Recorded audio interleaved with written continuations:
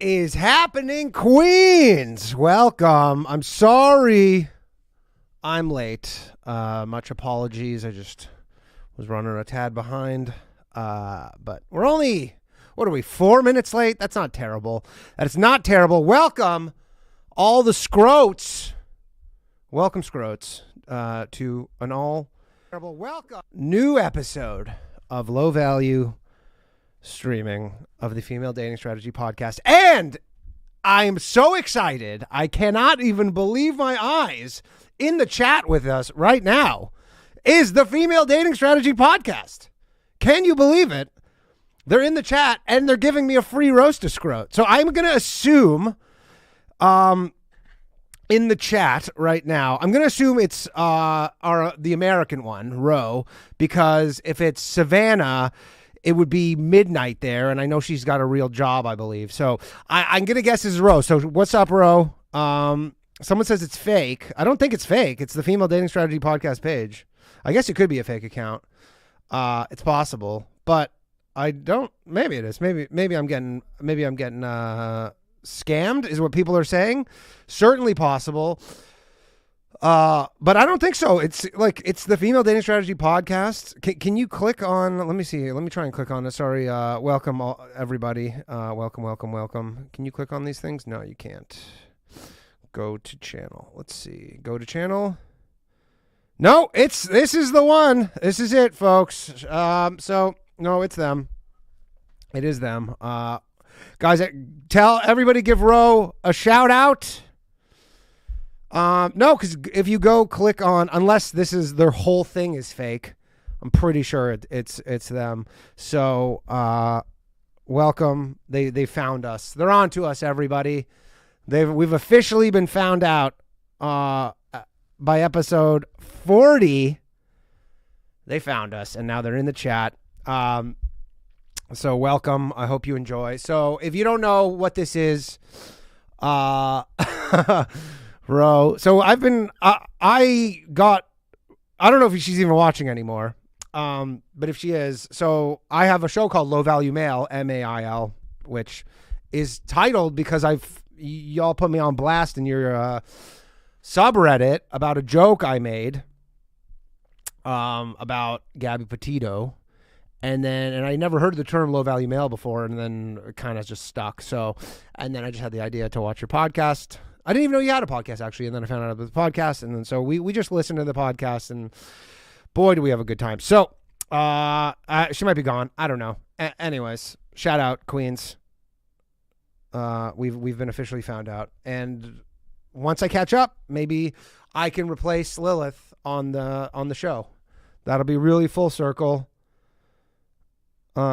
If I can just replace, because I know our friend Lilith is out with some health maladies, if you will. Is that correct saying? Anyways, this week we're doing episode 40 and episode 41 of the Female Dating Strategy Podcast. We're getting there. We are getting there. It's really her, by the way, because go click on the three dots. Go click on the three dots beside the thing, and then go to channel. I don't know if you're allowed to do that because I don't know if other people are allowed to do that, but I can, and I can confirm that if you go to channel, that's the channel that they upload the episodes to, because that's where I play them off of. So pretty sure that's Ro. Shout out. I'm honored. I don't have to. Luke says, Danny, you have to change up your gender identity for that. Do not have to change up my gender identity for anything. No, you get block and report. Do not block. Do not report. I can tell you, I can assure you, and if there's any mods here in the chat, I don't know if there are. Did any mods make it tonight? No, not yet. Well, we might have to make somebody a mod once the sex bots show up. But it is her. I can confirm. These were the Female Dating Strategy Podcast. It says, why did this BS come up on my feed when I went to update the channel? So it's them. Shout out. I don't know if she left. I haven't heard from her. Maybe she'll be back. Anyways, this week, episode 40, episode 41 of the Female Dating Strategy Podcast. Maybe I can get her to call into Low Value Mail sometime and we could chat. That would be exciting. Probably wouldn't, but who knows. But I imagine that this stream is going to make it into the subreddit or the Discord or the Patreon. Oh my God, imagine if I'm the next Roast to Scrote. It'd be such an honor. Such an honor. I can only just hope. I can only hope that that'll happen. Who knows? All right. Enough rambling. By the way, if anybody wants, if you were watching Low Value Mail last week, if you are aware of the term off limits, this show is officially off limits. Actually, the fact that the female dating strategy showed up in the chat. There's off limits shirts available at www.lowvaluemail.com or www.bigassfaketitties.com. Grab 2 different designs. There's actually 3 different designs. If you support me on the patreon.com/lowvaluemail, and so you know about the White Square Club, there's a White Square limited edition off limits shirt. It says it's $250. It's not $250. It's $25 like all the other shirts.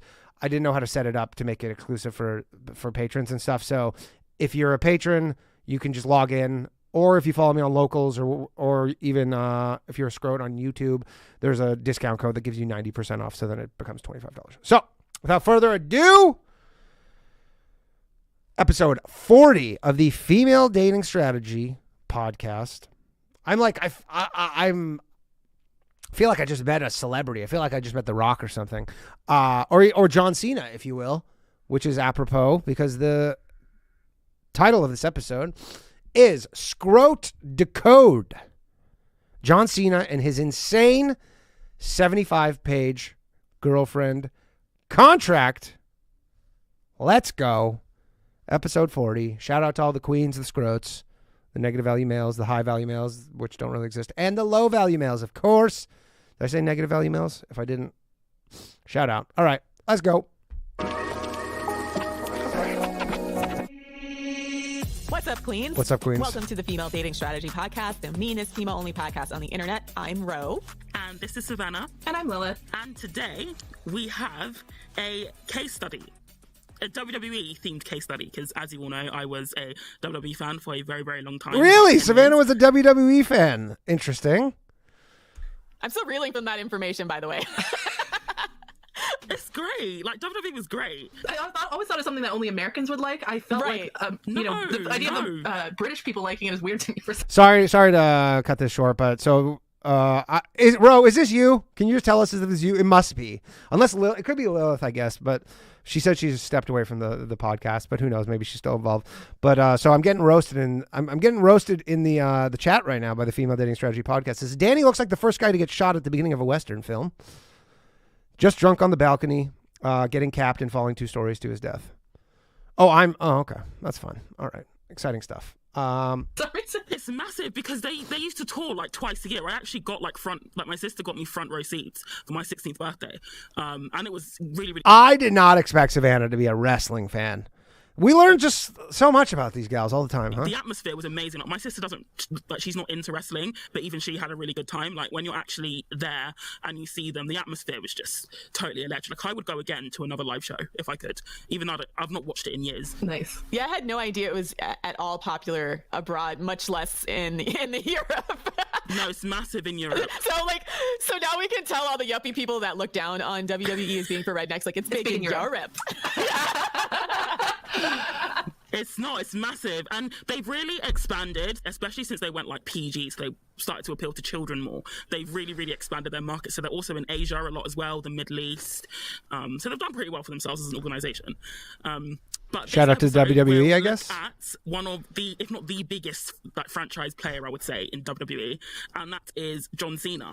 So for those who aren't familiar with WWE, John Cena is a wrestler turned actor now. He's been in quite a few big films in Hollywood recently, like Fast 9, and he started off in the WWE.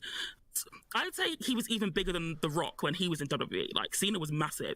But anyway, this won't focus on his career, but his personal life. It shows a number of things. Like, the first and most important thing, I think, is that it shows that just because a man is like wealthy, successful, he's got money, that doesn't necessarily mean that he won't be low value towards you and that he won't wish to relationships.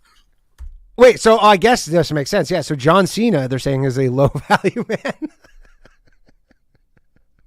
The second one is it also shows why it's not a good idea to be a forever girlfriend, / a Bob the Builder, as we like to say. I understand that there are people who follow FDS, who may not be interested in marriage.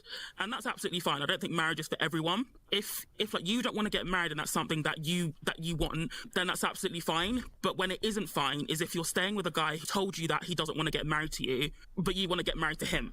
That's where the forever girlfriend can become really, really bad news for you, as we'll find out during this case study. Cena was married to his first wife called Liz. They were on and off for almost 20 years, according to him. And on and off for 20 years? That Liz was there for him when he moved to California from Massachusetts to try and build a career for himself as a bodybuilder and a wrestler. And she would sleep in the car with him. She supported him. She was around when he wasn't like getting any work, when he was broke, when he was homeless and all that jazz. That seems to be the backstory of a lot of wrestlers, that they just start out broke. It must be Yeah, really because hard it's to break fucking into. hard-ass gig. Yeah. It's a really, really tough industry to break into. You really need to be in the right place at the right time with the right skill set, with the right looks. So being successful in the wrestling world, it hinges on a lot of variables that may be out of your control. Like I think even in Cena's case, he sort of came across it by accident. He said that he was in the gym one day and a friend said, "Oh, I train at this wrestling gym. Why don't you come down?" And that was how it started. Holy shit, she knows everything about John Cena. She's like John Cena's biographer. Who saw this coming? Not me. Conversation. Yeah, you just have to also be extremely marketable as well if you want to do well. And that's not an easy thing to do. Yeah, you have to have immediate charisma, right? Because that's the entire draw of the sport, is that the athletes are kind of hilarious, just a little unhinged. Yeah, funny, but like also, can command a crowd. Yeah. It's not the same as other sports where it's more about their individual performance. Like the theatrics is part of what makes WWE compelling TV. Yes, exactly. It's basically reality TV for men. So it's not like hockey, because have you ever seen a hockey player do an interview? It's like, yeah, we were just doing team player. I hit my head on the ice, and then they're like no charisma. Like, shut up. Okay, it's true. Hockey players have the least charisma. Shut up. There was a really famous NFL player named Marshawn Lynch who used to literally show up to press conferences and be like, "I'm just here so I won't get fined," because he just didn't want to answer questions. He was just like, "I'm just here so I won't get fined," and like it became like a whole meme. But at least he was honest. Exactly. Top-notch honesty. So back to Cena and Liz's relationship. So they were married. They finally got married in 2009. They were married for about 3 years until Cena filed for divorce. It's not entirely known why the marriage broke down so quickly, especially because he's in love with China, the CCP. Since they'd been together for so long prior to that. But I mean, Cena's a very private person, but he's alluded to the fact that he was on the road a lot of the times. Like, wrestlers, they travel like 360 days a year. They're often not home. I think they were remodeling their home as well, and that caused like major arguments. So they filed for divorce. They got divorced over a remodel of the home? After Cena had filed for divorce, it came out that Liz had signed a prenup 16 days before the wedding. No. That supposedly included a clause that allowed Cena to take back any gifts he had given her as well. So it was a very, very crippling prenup. No. Oh my God. When he was broke and had nothing? Yeah. So this is a bit of a crazy. He's like, I want the PlayStation back. It's like, I mean, for me, firstly, an on and off relationship should really stay off. Yeah. Wait, so what's the timeline? Did they get married before he got famous or after? No, after. So when they got married in 2009, this was when his career was really starting to take off, like really, really taking off. Oh, okay. They were sleeping in the car when he had first started out, so he had nothing. He was in his early 20s. So it seems like this woman dedicated a lot of her time, energy towards supporting this guy in more ways than one, and Cena even it is interesting, whereas like it's only women who will claim like, oh, we gave you so much time. It's never like guys who are like, we gave you so much time and energy. Acknowledge that as well. He was literally homeless and broke. But now, I'm not going to say that people should remain together if they're not happy, but the fact that he made her sign such a one-sided prenup is deeply problematic. Yeah, that's fucking selfish. Yeah, especially when she spent so much time supporting him without any type of guarantee it was ever going to pay off. If you are going to do Bob the Builder for a guy, like, make sure that you're married to them. If we look at people like Jeff, like Bezos and Bill Gates, the reason why their wives got a nice payday, or Melinda Gates is in line for a nice payday, is because she earned every penny of it. Is that they were married at the time. If they weren't married, they would probably be left with nothing. Yeah, Mackenzie married Jeff before Amazon was even started, whereas Melinda married Bill after Microsoft started. Okay. Yeah. Okay. So, but it's still like they've been married for a very long time. They have combined assets. They have combined. Yeah, you know what? They make a good point. Is that Bill Gates is a real good dude, just a real good guy, huh? Foundations. Mackenzie Bezos was actually actively involved in building the structure of the business from the ground up, securing contracts, like all of the things that a person who was part of the startup team would do.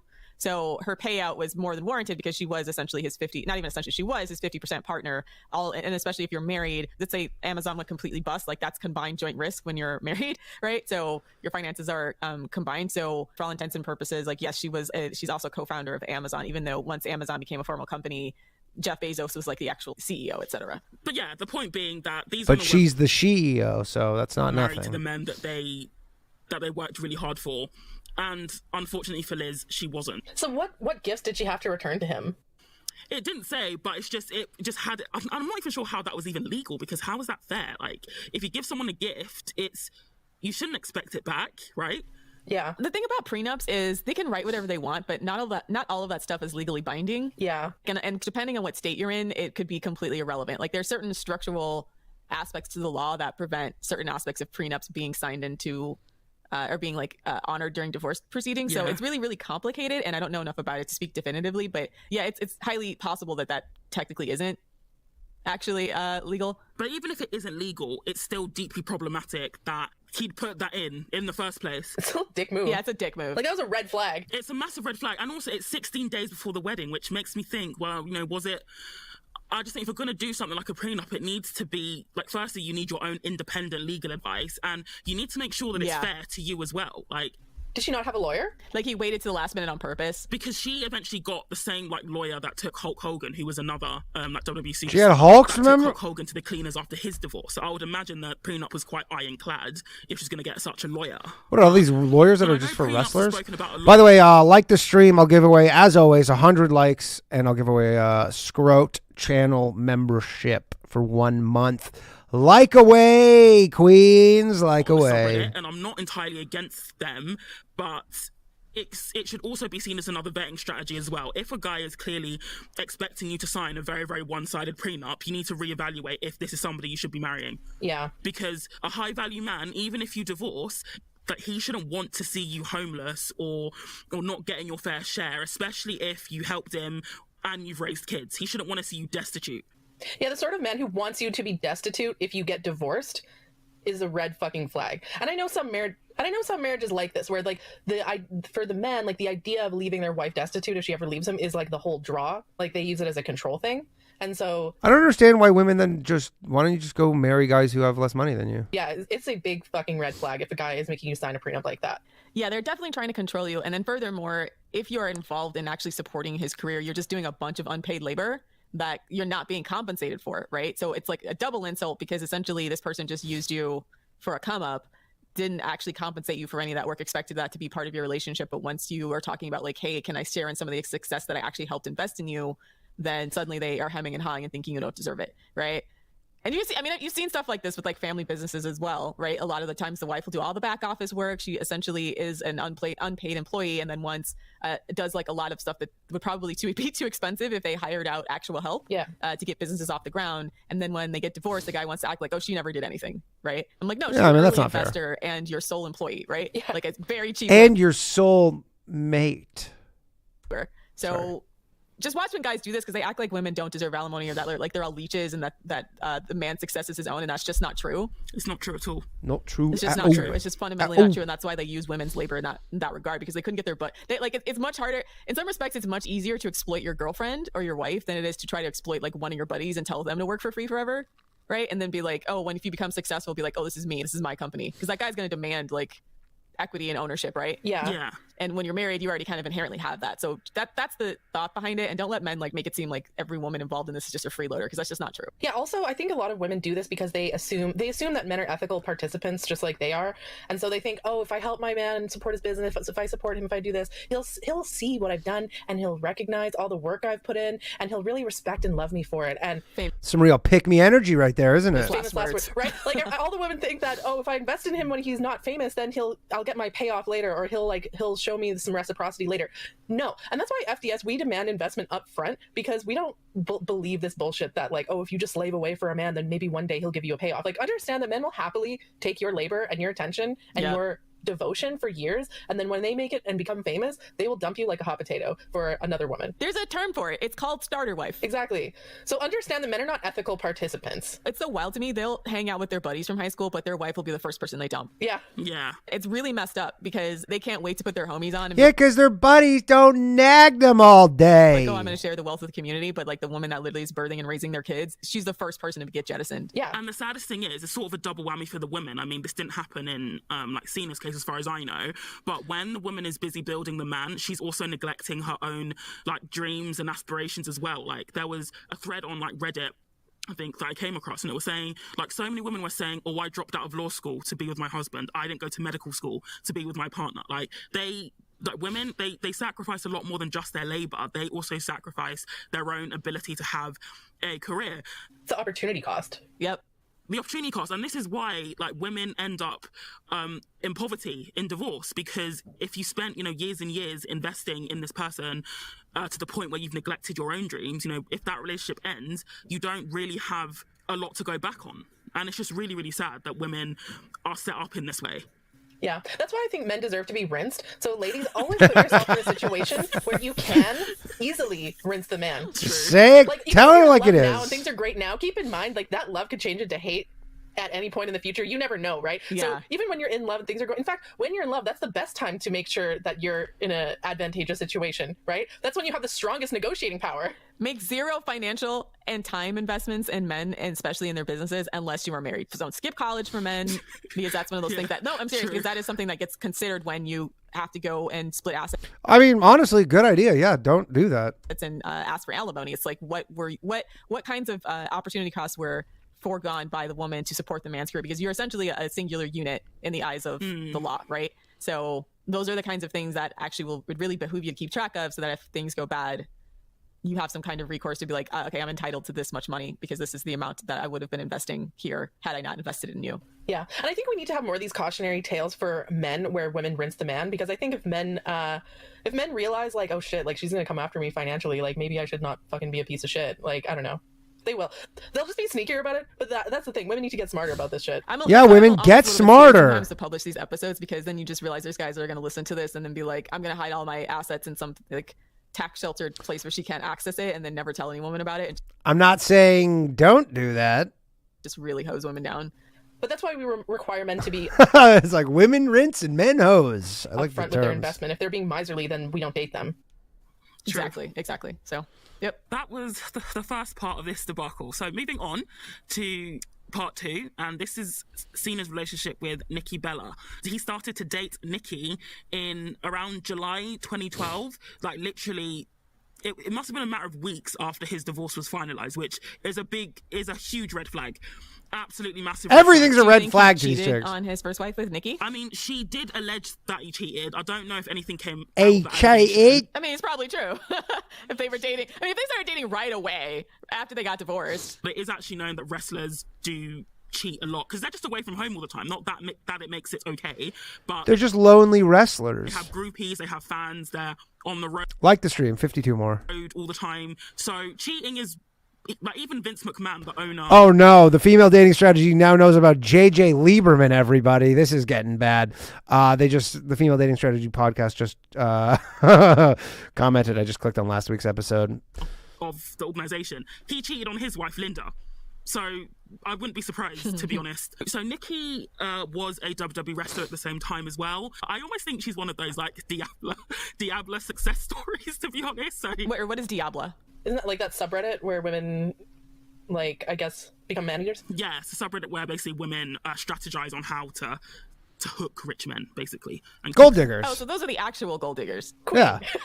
Queen shit. I'm not mad at it. I didn't say I was mad at it, but I'm saying I'm not saying Nikki's a gold digger, but she even admitted. But she ain't messing with no bro. He did help her in her career, like massively. So she got a reality TV show. She was like the face of the women's wrestling division. She basically became like a Kardashian. Like she got endorsements, and that's not to say she didn't work hard, but if you're dating like the biggest franchise player, that's going to open doors for you as John Cena's girlfriend, and it did for her.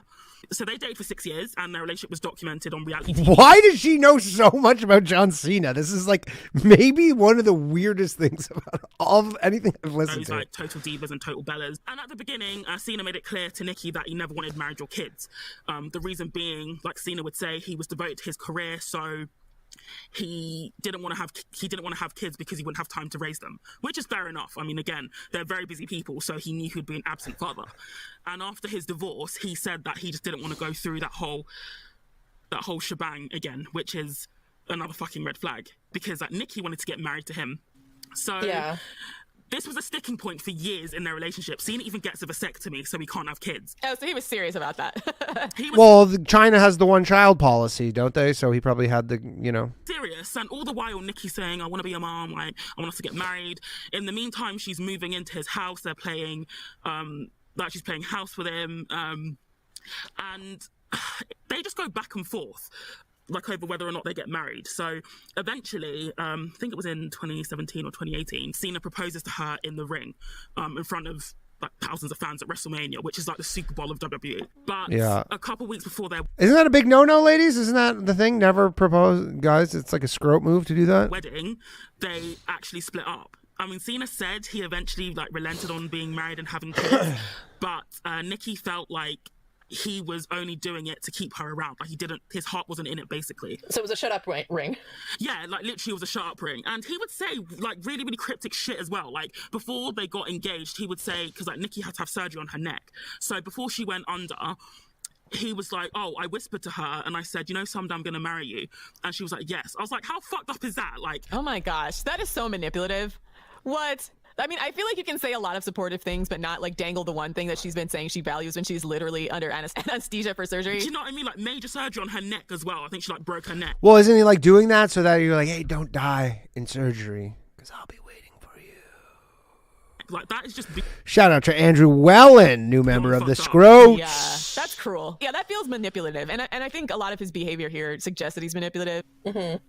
So yeah, so they break up, and in 2018, Wait, why did they break up? it was a combination of factors. Firstly, Nikki felt like that his Why heart does wasn't she in it. know so much about Cena this? basically proposed to her as like a shut-up ring, yeah, basically. Because ultimately, and this is the thing with something like marriage and kids, if the two people can't agree on whether they should do it or not, the relationship is a non-starter. If Cena was saying this when they first got together, that should have been her signal to bail on the relationship. Yeah, I guess it's so complicated because her career is wrapped up in him. So that adds like this layer of obligation she probably felt. Right, yeah. I just read, I'm just reading this article about the couple, and there's this one line that's like, apparently she said that if being with him meant never being a wife or mother, that was a sacrifice she was willing to make. Like she said that to her family. And I'm like, girl, no. Never sacrifice your wishes for a man. Yeah, she should have just Not let even him put her John on. Cena? Like, he's not any man, though. It's John Cena. And isn't like the whole thing with women where you're like, yeah, he says this now, but I'll, I guess although he had the vasectomy, so you can't. Then upgraded, Yeah. right? Once it became clear he wasn't going to invest in her more than that.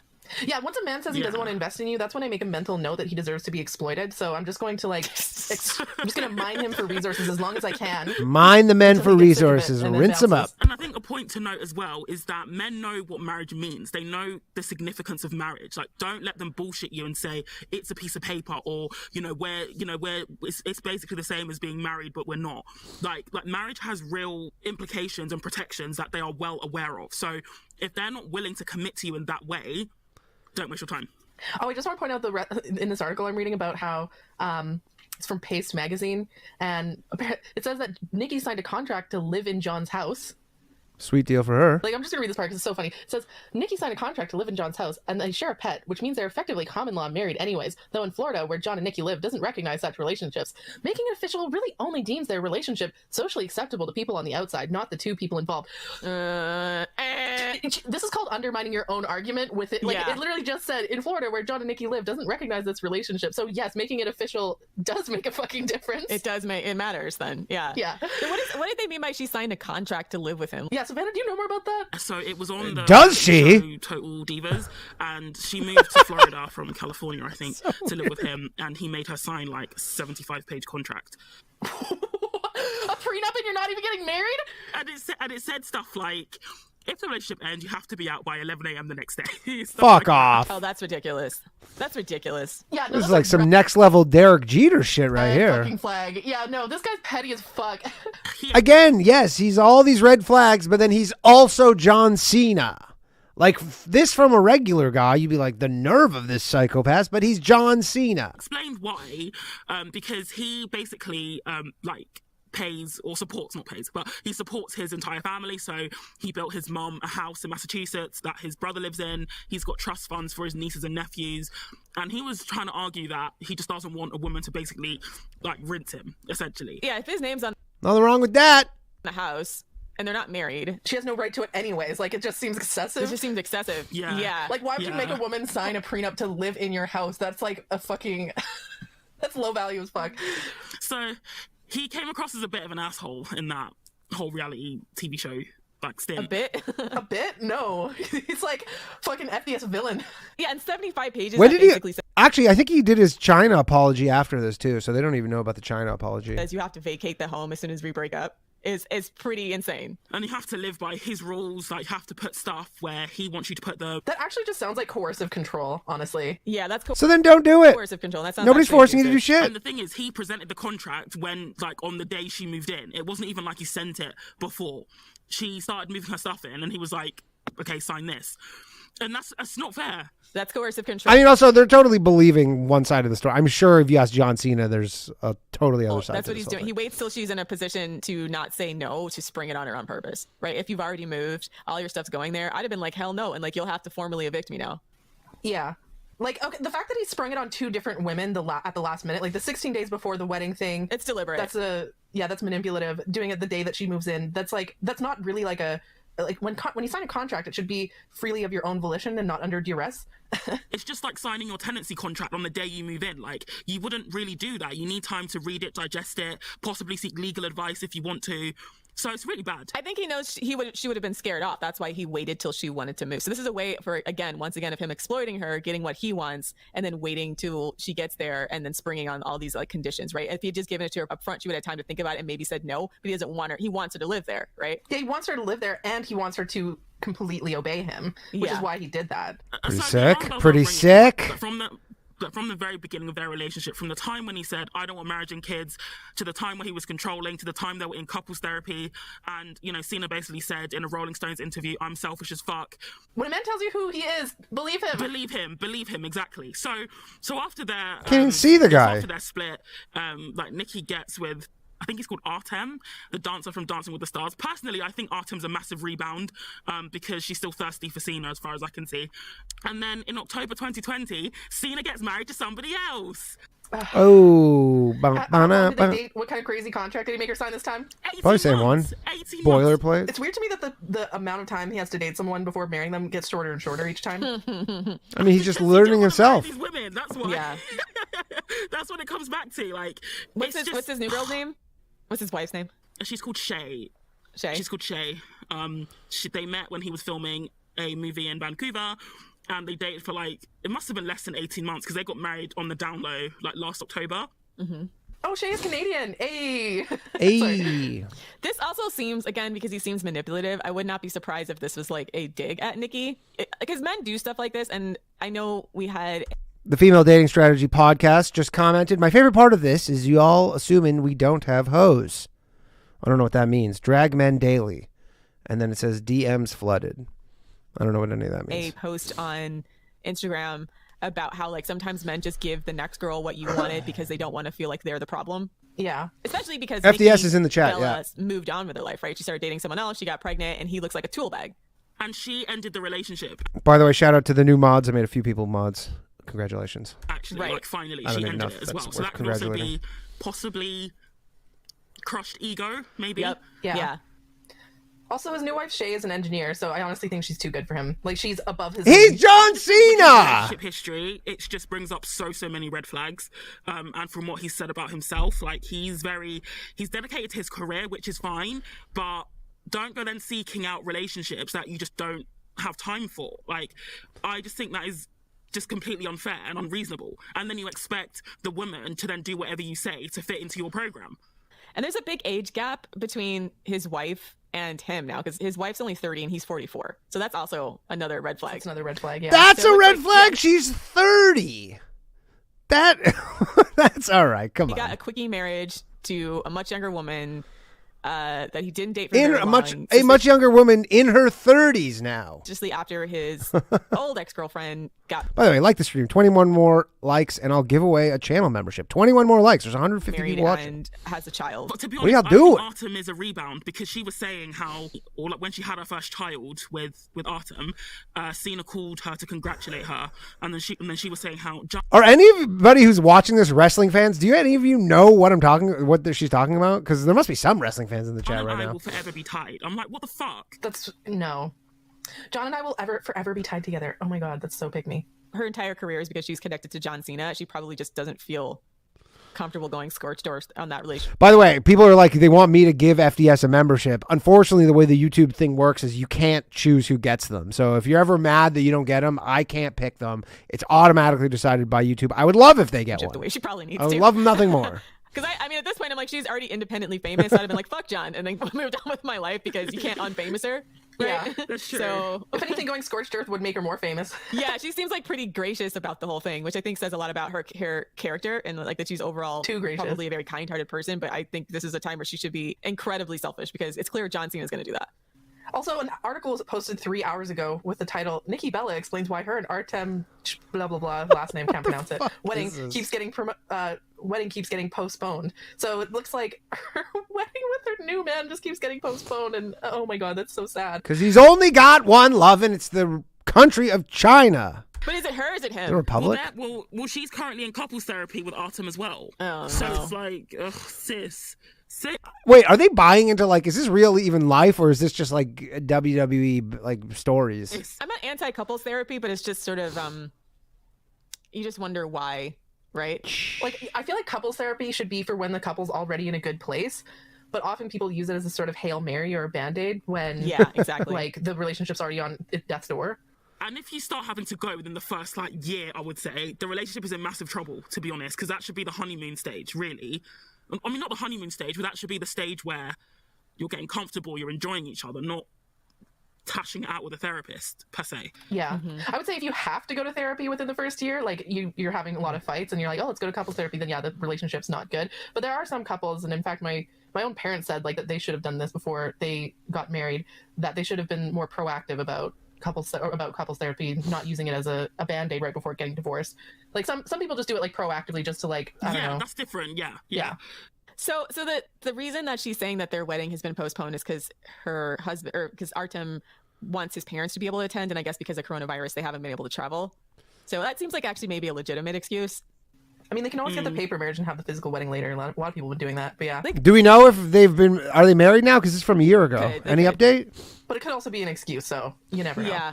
And I still don't understand why people have babies before getting married. Yeah, it's weird to have babies before getting married. Yeah. It's called a fucking accident. They had a panty baby. A pandemic baby. A panty baby. Yeah. With the John Cena thing, I think it throws up a lot of lessons. Like, the first one is that if a guy tells you that he doesn't want marriage or kids, believe him. Don't stick around trying to change his mind. Don't talk yourself out of wanting what you want just to hang on to this guy. Yeah. Because there are other guys who will gladly give you what you want without hesitating. And also, the longer you stick around, the more this guy thinks he's doing something, because he must think, oh, well, if she's sticking around, then, she must really, really, really, really want me if she's willing to give all that up for me. And that just inflates their ego. Yeah. Yeah, like never sacrifice what you want just to keep a man who isn't even that great. It's literally never worth it, and they would never do the same for you. Exactly. Absolutely never. Okay, so the other thing too is because she's at 30, she's 38. I guess she wanted to have the child right away. I kind of don't blame her for that, actually. I kind of see where she's going with it. Where she's like, Clock's I wanted to have the baby ticking. now. The wedding is getting postponed because of coronavirus. Clock's It's not the ticking, best way to do things, but I'm ladies. kind of seeing The reasoning. it's a weird couple of years. I think on a normal timeline, maybe like this is not an excuse, but yeah. Yeah, true. I mean, maybe. Come on, give it to FDS. Give it to FDS. Let's see who gets Colonel Sanders. Everybody. Yeah, if there was not a Shout pandemic, then I would be more suspicious. But the fact that it's been a weird couple of years, I can be. I kind of get it. Yeah. Also, their baby looks so fucking cute. They actually look so adorable. Their family is so precious. Yeah, their Instagram is goals. It's really cute. But again, you never know. And also, what was really cool is that she's got an identical twin sister, Brie, and they were pregnant at the same time. They think they gave birth within like 2 days of each other. This is one of the weirdest episodes of this Hey, podcast. that is adorable. All right, 150 likes, I'll give Also, away. When a guy says he doesn't Another want to get married, 150 to likes, you, I'll give it's another silent, one. Because what these men will do is they will waste like women's time, and then they'll eventually like realize that they're running out of smoke, becoming decrepit, and they will marry the next woman that comes along. This is why when I heard that Cena got married, I was like, I'm not surprised he's done this. This is a tale as old as time. Look at George Clooney, for example. He had so many forever girlfriends. Even guys like that, they start to reach the end of their rope of when they can realistically pull. Yeah. They always joke about women hitting the wall. Like, men do hit the wall. You think, are you trying to say, Ro, I don't even know if this is Ro talking in the thing, but you guys are saying that George Clooney and John Cena are hitting the wall? Absolutely. It's not like, I think they all have this like vision that they're going to be swinging bachelors into their 50s, but that's just not the case. There becomes a stage where you either got to outright They just get tired of it. You don't think, oh my God. buy prostitutes or like outright buy sugar babies or get in a relationship with a woman who actually likes you, right? Yeah. And, I don't think Cena looks bad at all. Like, physically, like in terms of his body, he's probably in the top 1%. But face-wise, he is looking his age. Like, he's not the young, fresh-faced wrestler anymore. And I'm sure even he knows that now. Yeah. Yeah, I like sometimes they say shit which is just so unbelievable. They're trying to act like John Cena would have a tough time getting chicks. To shit. Like these guys who are in WWE, they're basically decrepit by the time they retire because of the wear and tear. Yeah, so I mean, their bodies might be the fucked wear and up. tear has accelerated in that lifestyle. Ultimately, you just have to know your worth and when it's time to walk away from a relationship. And I see a lot of women convince themselves that we have a great relationship, but I want to get married and he doesn't. And it's like, you can't have half a marriage. You can't have half a child. I think like marriage and kids are probably the two things you cannot really negotiate on, and possibly religion as well. You can't really negotiate on. So it's important to bear in mind what your deal breakers are. And if, marriage or kids or anything in a relationship is important to you, you have to be willing to walk away if the person that you're with is not willing or able to give that to you. Yeah. Also, I have heard of cases where a woman really wants a child, the man doesn't want it. And so if they have a child, the man will say something like, okay, I'll let you have a child, but I won't do anything to contribute to it. I've seen a lot of these cases in like Breaking Mom, like the Breaking Mom subreddit. Yeah. And so these sorts of relationships often end up with a woman paying for all the child's expenses, doing everything. They're living in the same house. So she's still like cooking and cleaning for him, but he's just like a deadbeat with a mommy McBang maid, like in the same house. So never being That is so depressing. It's so fucking sad that there are women out there who agree to that. Like, I've seen it the other way around as well, where the woman doesn't want to have kids, but the guy's like, no, I want kids. I'll help. Obviously, when the kid gets here, he doesn't do shit. And so the kid is left with somebody, the mother, who ultimately didn't want them. yeah. The irony of that too is like they would have just been And then so they much turn out to better be off just serial dumping killers that or guy and something. finding a guy who wanted to have kids. So now they're hanging on to this guy and they're robbing themselves of other opportunities. And they're robbing their children. Yeah, of a father. It feels just strange to me. And I know that a lot of people don't feel like, oh, I love my kid right away. And they might not feel warm, fuzzy What? People don't love their kids? That's fucked feelings, up. but you have something that's literally dependent on you to survive. And you can't This is like psychotic. muster up a single fuck to give. Yeah. Yeah, that's fucked. Even if you don't want children, it feels like low value as fuck to have the child and just like not Not care for them. at all. Yeah, no right? shit. Yeah. It's Like, fucked up. Yeah. That is low value as fuck. But yeah. I know people like to say, oh, FDS are only interested in men who are mega rich, which is a complete lie. But there are some women who are, and that's fine. But they also come with their own problems and drawbacks. Like wealthy men, they often didn't become wealthy by being generous philanthropists, right? They know how to amass wealth, and they also know how to retain wealth as well. And sometimes if you don't come into their orbit, they don't see you as somebody who is, who's going to be an equal partner in their wealth. They see you as a threat, and they will do whatever they can to make sure that you don't get what's owed to you, and they will do whatever they can to make sure that you're shut out as well. So you also have to vet wealthy men really, really carefully. Just because somebody's got money, that doesn't mean that they'll be generous, as we've seen with John Cena when he put the you have to give the gifts back clause in his prenup, or when he made Nikki Bella sign that ridiculous contract. Like that doesn't necessarily mean he's going to be generous towards. There's this quote that I saw in People magazine where he was saying that like because she signed that contract, he realized like, oh, she really likes him and she's really in it for the long haul. It seems manipulative for him to say that, but also it was all for naught, wasn't it? It didn't really matter at the end of the day because she still didn't get what she wanted. And he spent the rest of the relationship still treating her badly, right? So I feel like with Nikki, she should have cut her losses at some point. Yeah. Because it's clear that like John Cena just has no problem leashing off women for exactly as long as it benefits him. And then not a second more. Yeah. And then not a second more. And then secondly, all the WWE wrestlers have a storyline, right? Like I imagine like having a hot girlfriend and having that storyline between their love was also a big part of his story. Like he benefited from that. Yeah, he benefited from that as well, right? Yeah, if you're but in a situation where a man not is, like, the same supporting she your did. career in some way, you have to adopt this like cold, ruthless mindset like men do of I'm only going to stay in this relationship for as long as it benefits me, and then as soon as it stops benefiting me, I'm going to end it. And when you're interacting with men, always keep I mean, the problem with that thinking, though, is that there's an unfortunate biological reality where women are just getting, like, again, you hit a point in your whatever, early 40s, maybe late 30s, where you're like, you can't have kids anymore, right? Which is a thing at the end of the day that you bring to the table, whereas guys are kind of getting, maybe they look worse slightly, but not even all of them do the older they get. I'm like maximizing my own benefit. Like basically use him in a way that will be maximally beneficial to you, and then take the emotions out of it altogether. Honestly, like understand that it almost seems like that what they had like with the whole WWE like love storyline kind of thing was like almost like commercializing their love story. Like understand that this is not like, by the way, everybody, yes, this is FDS in the chat. This is them. True love. This is like money. This is about money. Okay? Exactly. You have to approach these sorts of money making relationships with a pragmatic mindset. Yeah, this is again reality TV for men. So Again, not bad advice, by the way. the whole You do, everybody, live in a reality and just take care of yourself. engagement and the whole storyline is like part of it. It's part of it. Yeah.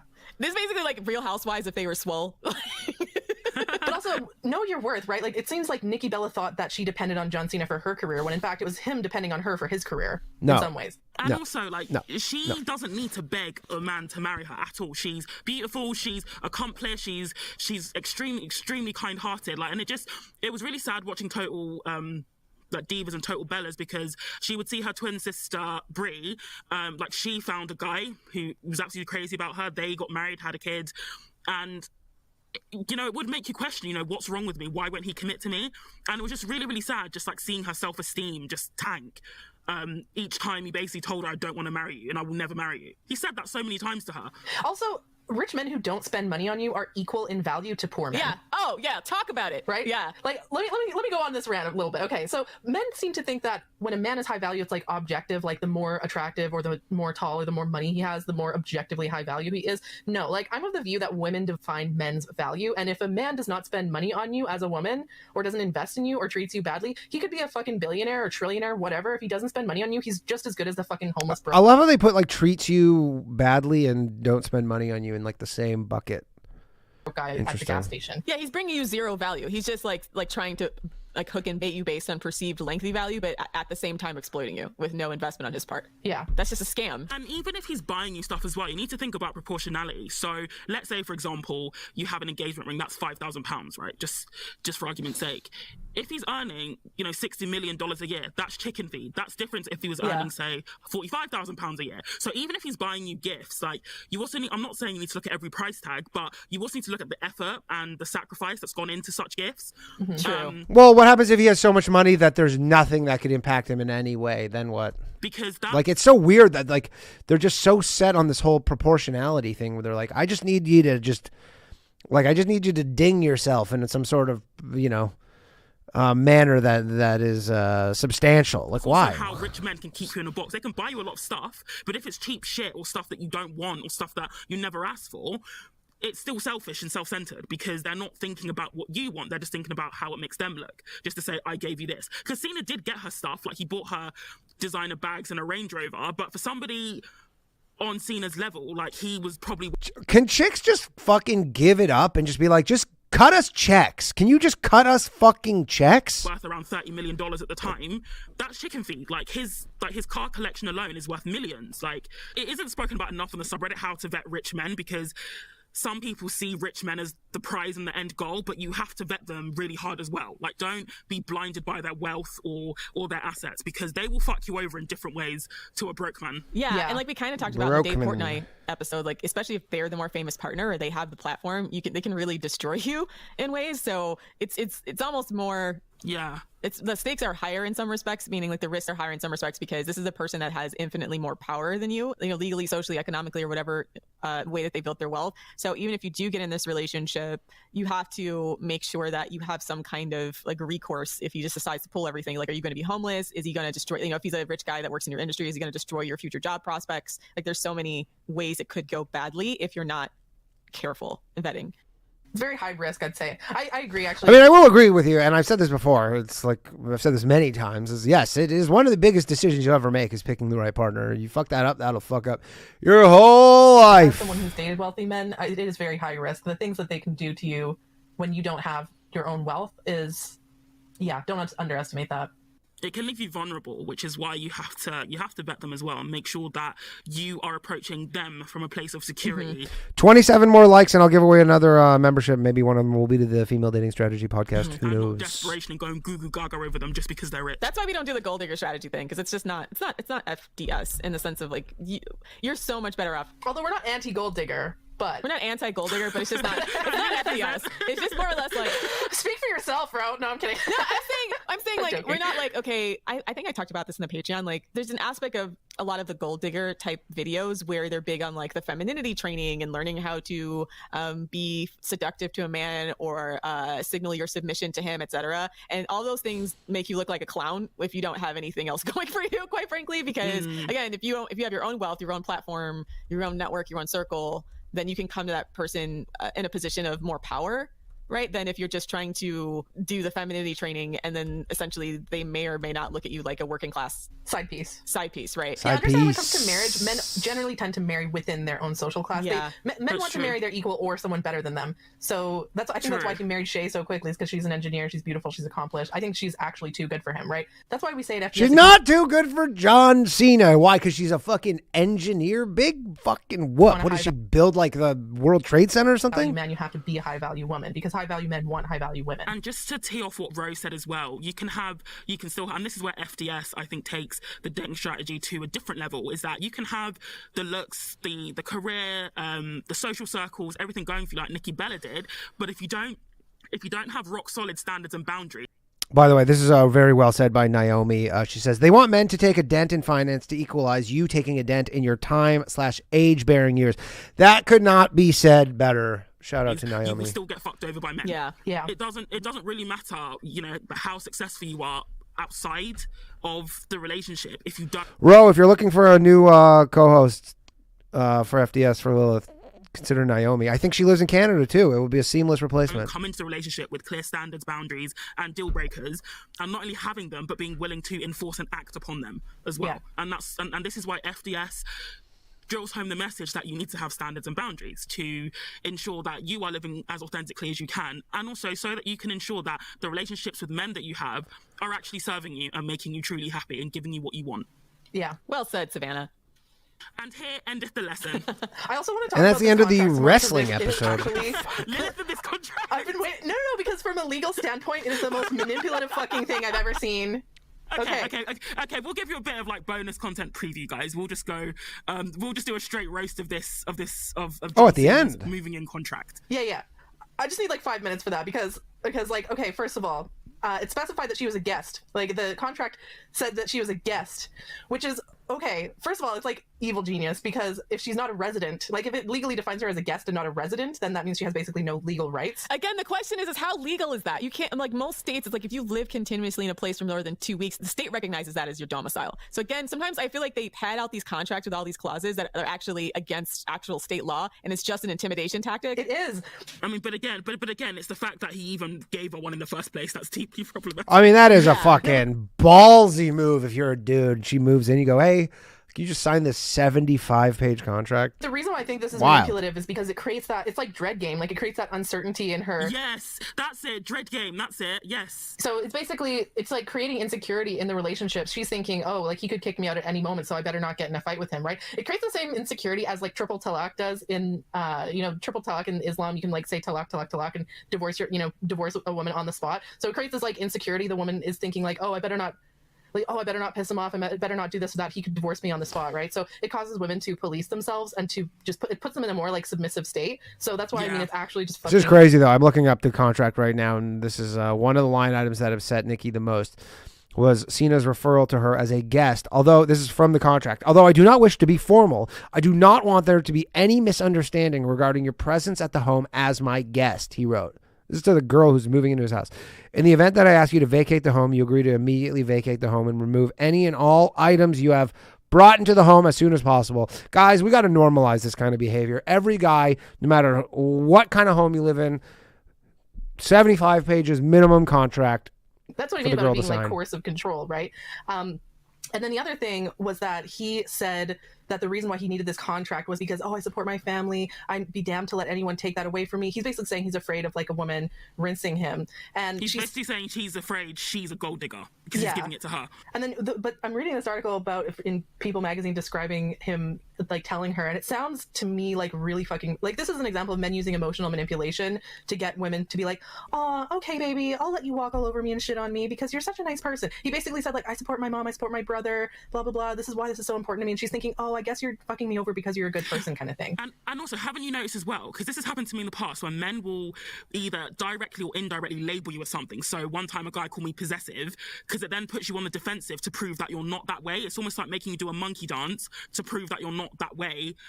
But then you'll start behaving. This is sped up, by the way. We're on 1.25 speed. I 1.5 a little too fast. A way that is appealing to them because you want to prove to them that you're not. Like this undesirable thing, if that makes sense. Yeah, men do this all the time when they call women like, "Oh, you're materialistic. Oh, you're this and that." Like men will accuse women of being materialistic. Yeah, so that women go, "Oh, I'm not materialistic. I'm not materialistic. Yeah, you don't need to do anything for me. You don't need to like. You can shit all over me and disrespect me, and I'm not going to expect." I mean, are there not things that are just observable and objective? Like, are there materialistic women? I don't know. Because I want to prove that I'm not materialistic. They'll demonize normal behavior in women as like, or wanting security or wanting investment. They'll demonize that as like, oh, you're materialistic, oh, you're possessive, you're a gold digger, blah blah blah. And that puts women, like Savannah said, it puts you on the back foot to prove that you're not. But that forces you to behave in a way that's beneficial to men. Yeah, don't accept their labels, right? Because the other thing too is materialism is like subjective to a certain extent. Some guys think you're materialistic if you want to eat at a restaurant that's not a fast food joint, right? It's so subjective in some respects. So even when I see things like, especially if you were on a dating profile, and they're like, I don't like materialistic women, it's like immediate swipe left, man, because this is a person who's going to, who's already like made a decision or like categorized people in a certain way without any type of nuance. So he's already decided that you don't deserve shit, and that he's going to like try to negotiate down your standards. Exactly. And so then the last point that I wanted to make about this was that 2 weeks before their wedding, she called it off because, she, quote, John acted more and more like he was doing her a favor by somehow conceding to go ahead and marry her, the insider said. Nikki doesn't need a pity proposal, a pity wedding, a pity husband. She's phenomenal, tremendous woman. Agreed, she is a phenomenal, tremendous woman. However, the idea that I'm so glad that she walked away at this point, because this line about, oh, he acted like he was doing me a favor by marrying me, that is, like, if she had married him, he probably would have been a fucking abuser, because that's what abusive men say. Absolutely. And like they act like they're the prize, that they're doing you such a favor by marrying you, and that anytime you step out of line or do something they don't like, they're just like, oh, I guess you're not appreciating my valiant efforts to marry you or whatever, right? They act like they're the prize, and then it's their way of like devaluing you, right? Devaluation is one of the first steps in narcissistic abuse, and so that is such a huge red flag. And I'm so glad that Nikki Bella saved herself from that. And I'm really scared for Shay, like his current wife, because this is how he is, right? And so I hope that she's like smart and savvy enough to get out while she still can. Shay, if you happen to be listening to this, just don't forget She's FDS not. is here for you. Yeah. You can find us She's over not on our listening to Twitter this. account and the subreddit FDS. Yeah. We are here for you. Yeah, we will stand you. Yeah. And that's our show. Check out our Patreon at patreon.com/the female Low dating value strategy mail. for weekly bonus content. All right, that has been episode 40 of the Female Dating Strategy podcast.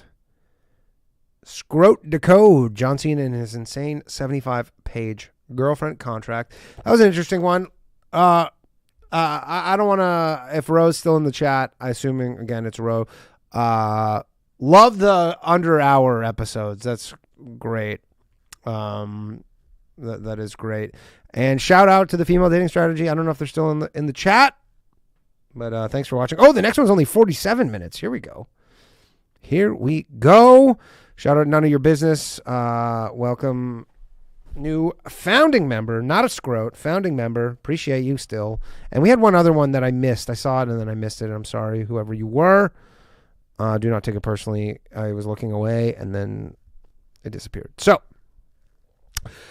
on to the next episode. Episode 41. Chad Turn-Uppington. Was that really them in the chat? Can we confirm this? I can confirm this. It is 100% them.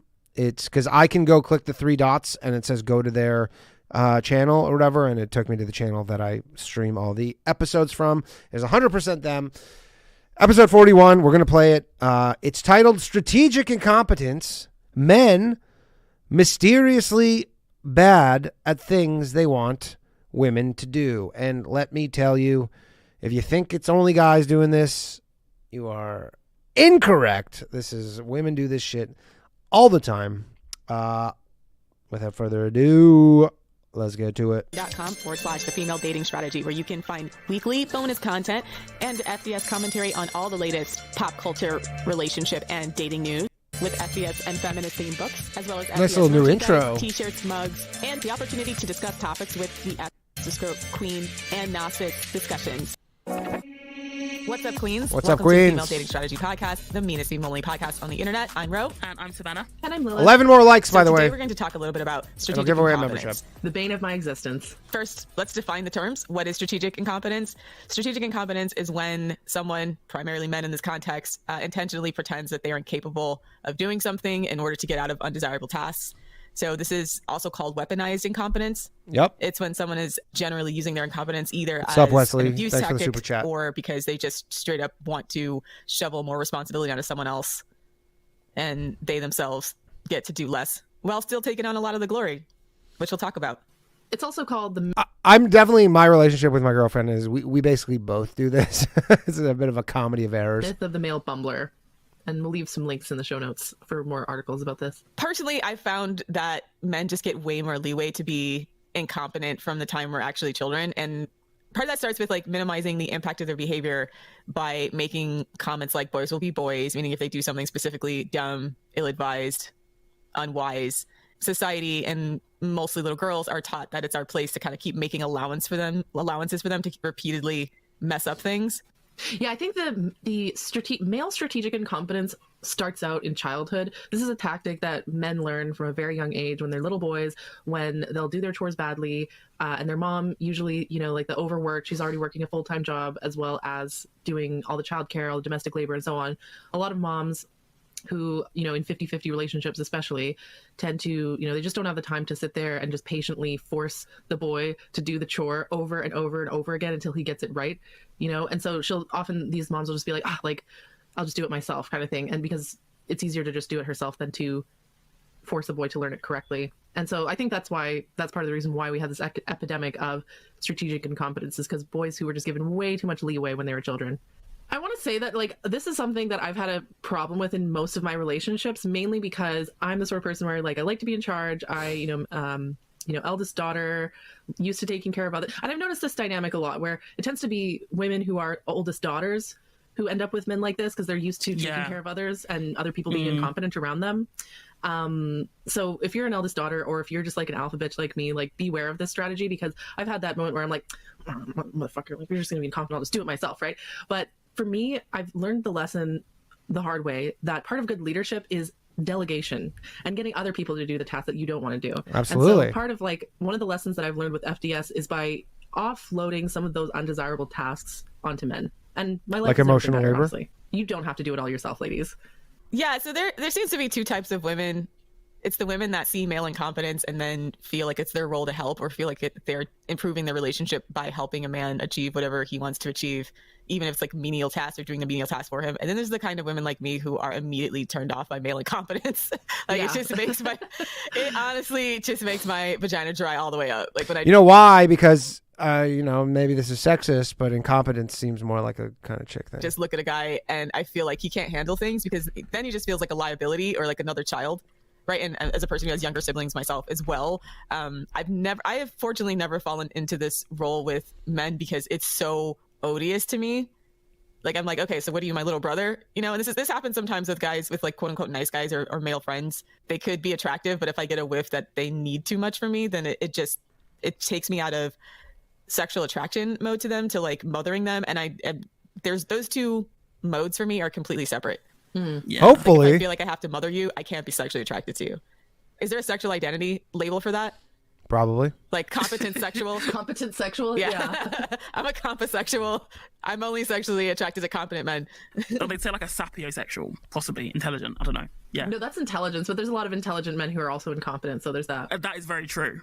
That is very true. Yeah, it's not just intelligence. It's like the ability to do things, right? And instead of just say things. Yeah, their executive function. Yeah, because a lot of smart men just say a lot of shit and do nothing. And that gets on my nerves really quickly as well. So I will say that, like, for me, it also does decrease sexual attraction. That's for sure. But I think for me, it was something that was more normalized just because that was a dynamic that my parents had a lot. So my dad, you know, if he didn't want to do chores, or if he didn't want to do something, or didn't want to go to the grocery store or whatever, my dad would just consistently do a bad job of most things. It's literally the Homer until Simpson my mom just thing. got sick of it and just would Being Homer Simpson. you know, lose it, and she would just do it herself. And so I did want to point out also, for any men listening into this, the impact that has on the family dynamic, because these sorts of men, they'll do this as a short-term way of avoiding having to do chores, but long-term, it caused me to have basically zero respect for my dad, and zero respect for men in general, right? So I think that's healthy. That sounds like a healthy thing to say, that you have zero respect for men in general because of a thing, just one kind of characteristic of your father. All right. Maybe that explains a lot of why my psyche is the way that it is, because and why I generally like devalue men or don't see them as. I love how they'll be like on one episode, like, you know, we don't hate all men, and then now they're like, are suitable for leadership, because it's like, mate, if you can't pick up a broom or you can't manage a grocery list at the grocery store, maybe you shouldn't be exercising any decision-making power at all. yeah, a lot of media I've noticed sets up that dynamic, I think, for comedic effect. Yeah. I don't think it's often explored as a form of emotional abuse. Yeah. Right? Mm-hmm. Because And manipulation. yeah, and manipulation. It's not really funny if your other adult partner can't do something as simple as like remember people's birthdays, or remember to send out Christmas cards. Like things that they try to make seem like, oh, these are just things that women think are important and men are too manly. Or I mean, I will tell you that it is like, I don't know, maybe I this is me personally, but my girlfriend, her birthday was last week. And then she's like, you know, I really like getting a card, so I got her a card. I couldn't give two shits about getting a card. My birthday's coming up. She's like, I got you 2 cards. She literally said that. She goes, I got you 2 cards. I'm like, okay, I don't know. I don't give a shit about fucking cards. or busy doing.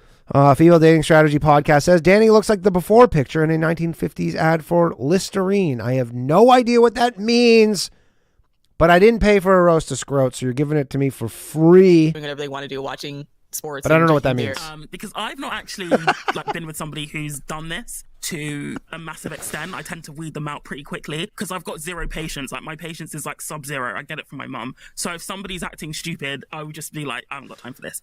But I think there are ways to vet if a man is By the way, 2 more likes and I'll give away another membership, and maybe we'll go to FDS. prone to utilizing weaponized incompetence in the very, very early stages of dating.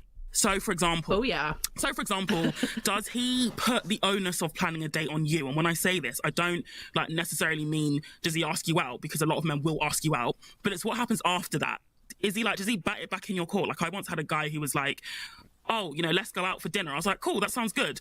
And then he was like, oh, so like, and then he was like, okay, so, you know, like, where should we go? And I was like, but you asked me out. Like, Yeah, because women are fucking difficult. I'm not just going to plan it for you. So a guy can ask you out, and we recommend that, you know, in FDS, the guy should ask you out. But it's how he handles that afterwards. Like if he's batting it back in your court saying, Corey choose a holder, restaurant, shut up. or I'm not familiar with the area. Like Google is free. What time should we meet? Yeah. Google is free. So What time would she? don't Would let she? them get away with that as well, because they're slowly. I just had a stroke. What time should we meet? You're not allowed to say what time should we meet. That's off limits. All limits. That was not even intentional, by the way, at all. At all. But okay. Some of the Trying to push the onus of planning the date back onto you. Yeah, I think that's exactly why I ended up with so many guys who would do the strategic incompetence. Because again, pre-FDS, again, I'm like the sort of person I like to be in charge. If a guy was like, oh, where do you want to go? I'm like, I know exactly where I want to go and what time. And, you know, I'm like, I like to be the decision maker. And so I, at the time, would be fine with that, with guys putting the onus on me to plan the date, as long as he paid for it. I mean, it doesn't really matter if he puts the effort into planning it. No. And then I would end up with all these like incompetent man babies. So is it or isn't it? I'd be like, wait, how did this happen? Well, it was because I didn't vet them correctly. I didn't eliminate the ones who were low effort from the beginning. Yeah, that's an important context around the dinner date strategy that's so often lambasted by our critics, is that part of the reason why we need men to initiate and plan dates is to show that they have the barest minimums of competence of an initiative, right? Because if they can't be bothered to do that from the beginning, then more than likely it's downhill from there. It's one thing to say like, oh, I like this kind of food, would you want to go to this kind of restaurant, and maybe not have all the details worked out. It's another thing to put the ball totally in your court and then expect you to be the one that has to plan the entire date, right? Like they should have suggestions or something, just show that they have any type of forethought and planning into the date that they're trying to take you on. Yeah. Extra points if there's like some good reason, right? Meaning like they're a fan of a particular chef. Maybe it's like an event that's popular that they've never been to or they thought you'd like. I mean, there's so many ways in which they can just show, I'm going to do the most barest of minimum effort here. Yeah. Man, I have so many stories about weaponized incompetence. Well, let's hear them. But tell us your tales of woe. Tell us your tales of woe. Okay. So I dated this one guy who acted like doing dishes was this like crazy, complicated, like impossible task. And we had a rule because he didn't know how to cook either, and I like to cook, and so I would cook and he would clean. Like that was our deal. So he of course loved it when I cooked, but he never wanted to hold up his end of the bargain. So what he did that's was just put shitty. all the dishes in the sink and like fill up the sink and then just leave the water there until like the next day. Yeah, that's then, age old. Disgusting. The water's gone cold. Blah blah blah. And I'd be like, "That's gross. You shouldn't just leave dishes in the sink overnight." He's like, "But I need them to soak." No, yeah, you the don't. soak is When you do the dishes immediately.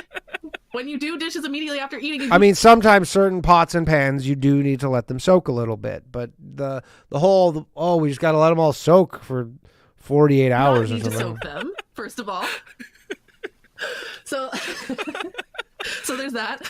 And then also we had these like plastic lunch containers, right? And when you're washing dishes by hand, sometimes like if there's like oil or something on the plastic, you have to scrub extra hard, right? And so I just remember this one time, like he's washing, he would just like sort of rinse the dishes almost with water. He wouldn't like properly use soap and just like put them on the drying rack.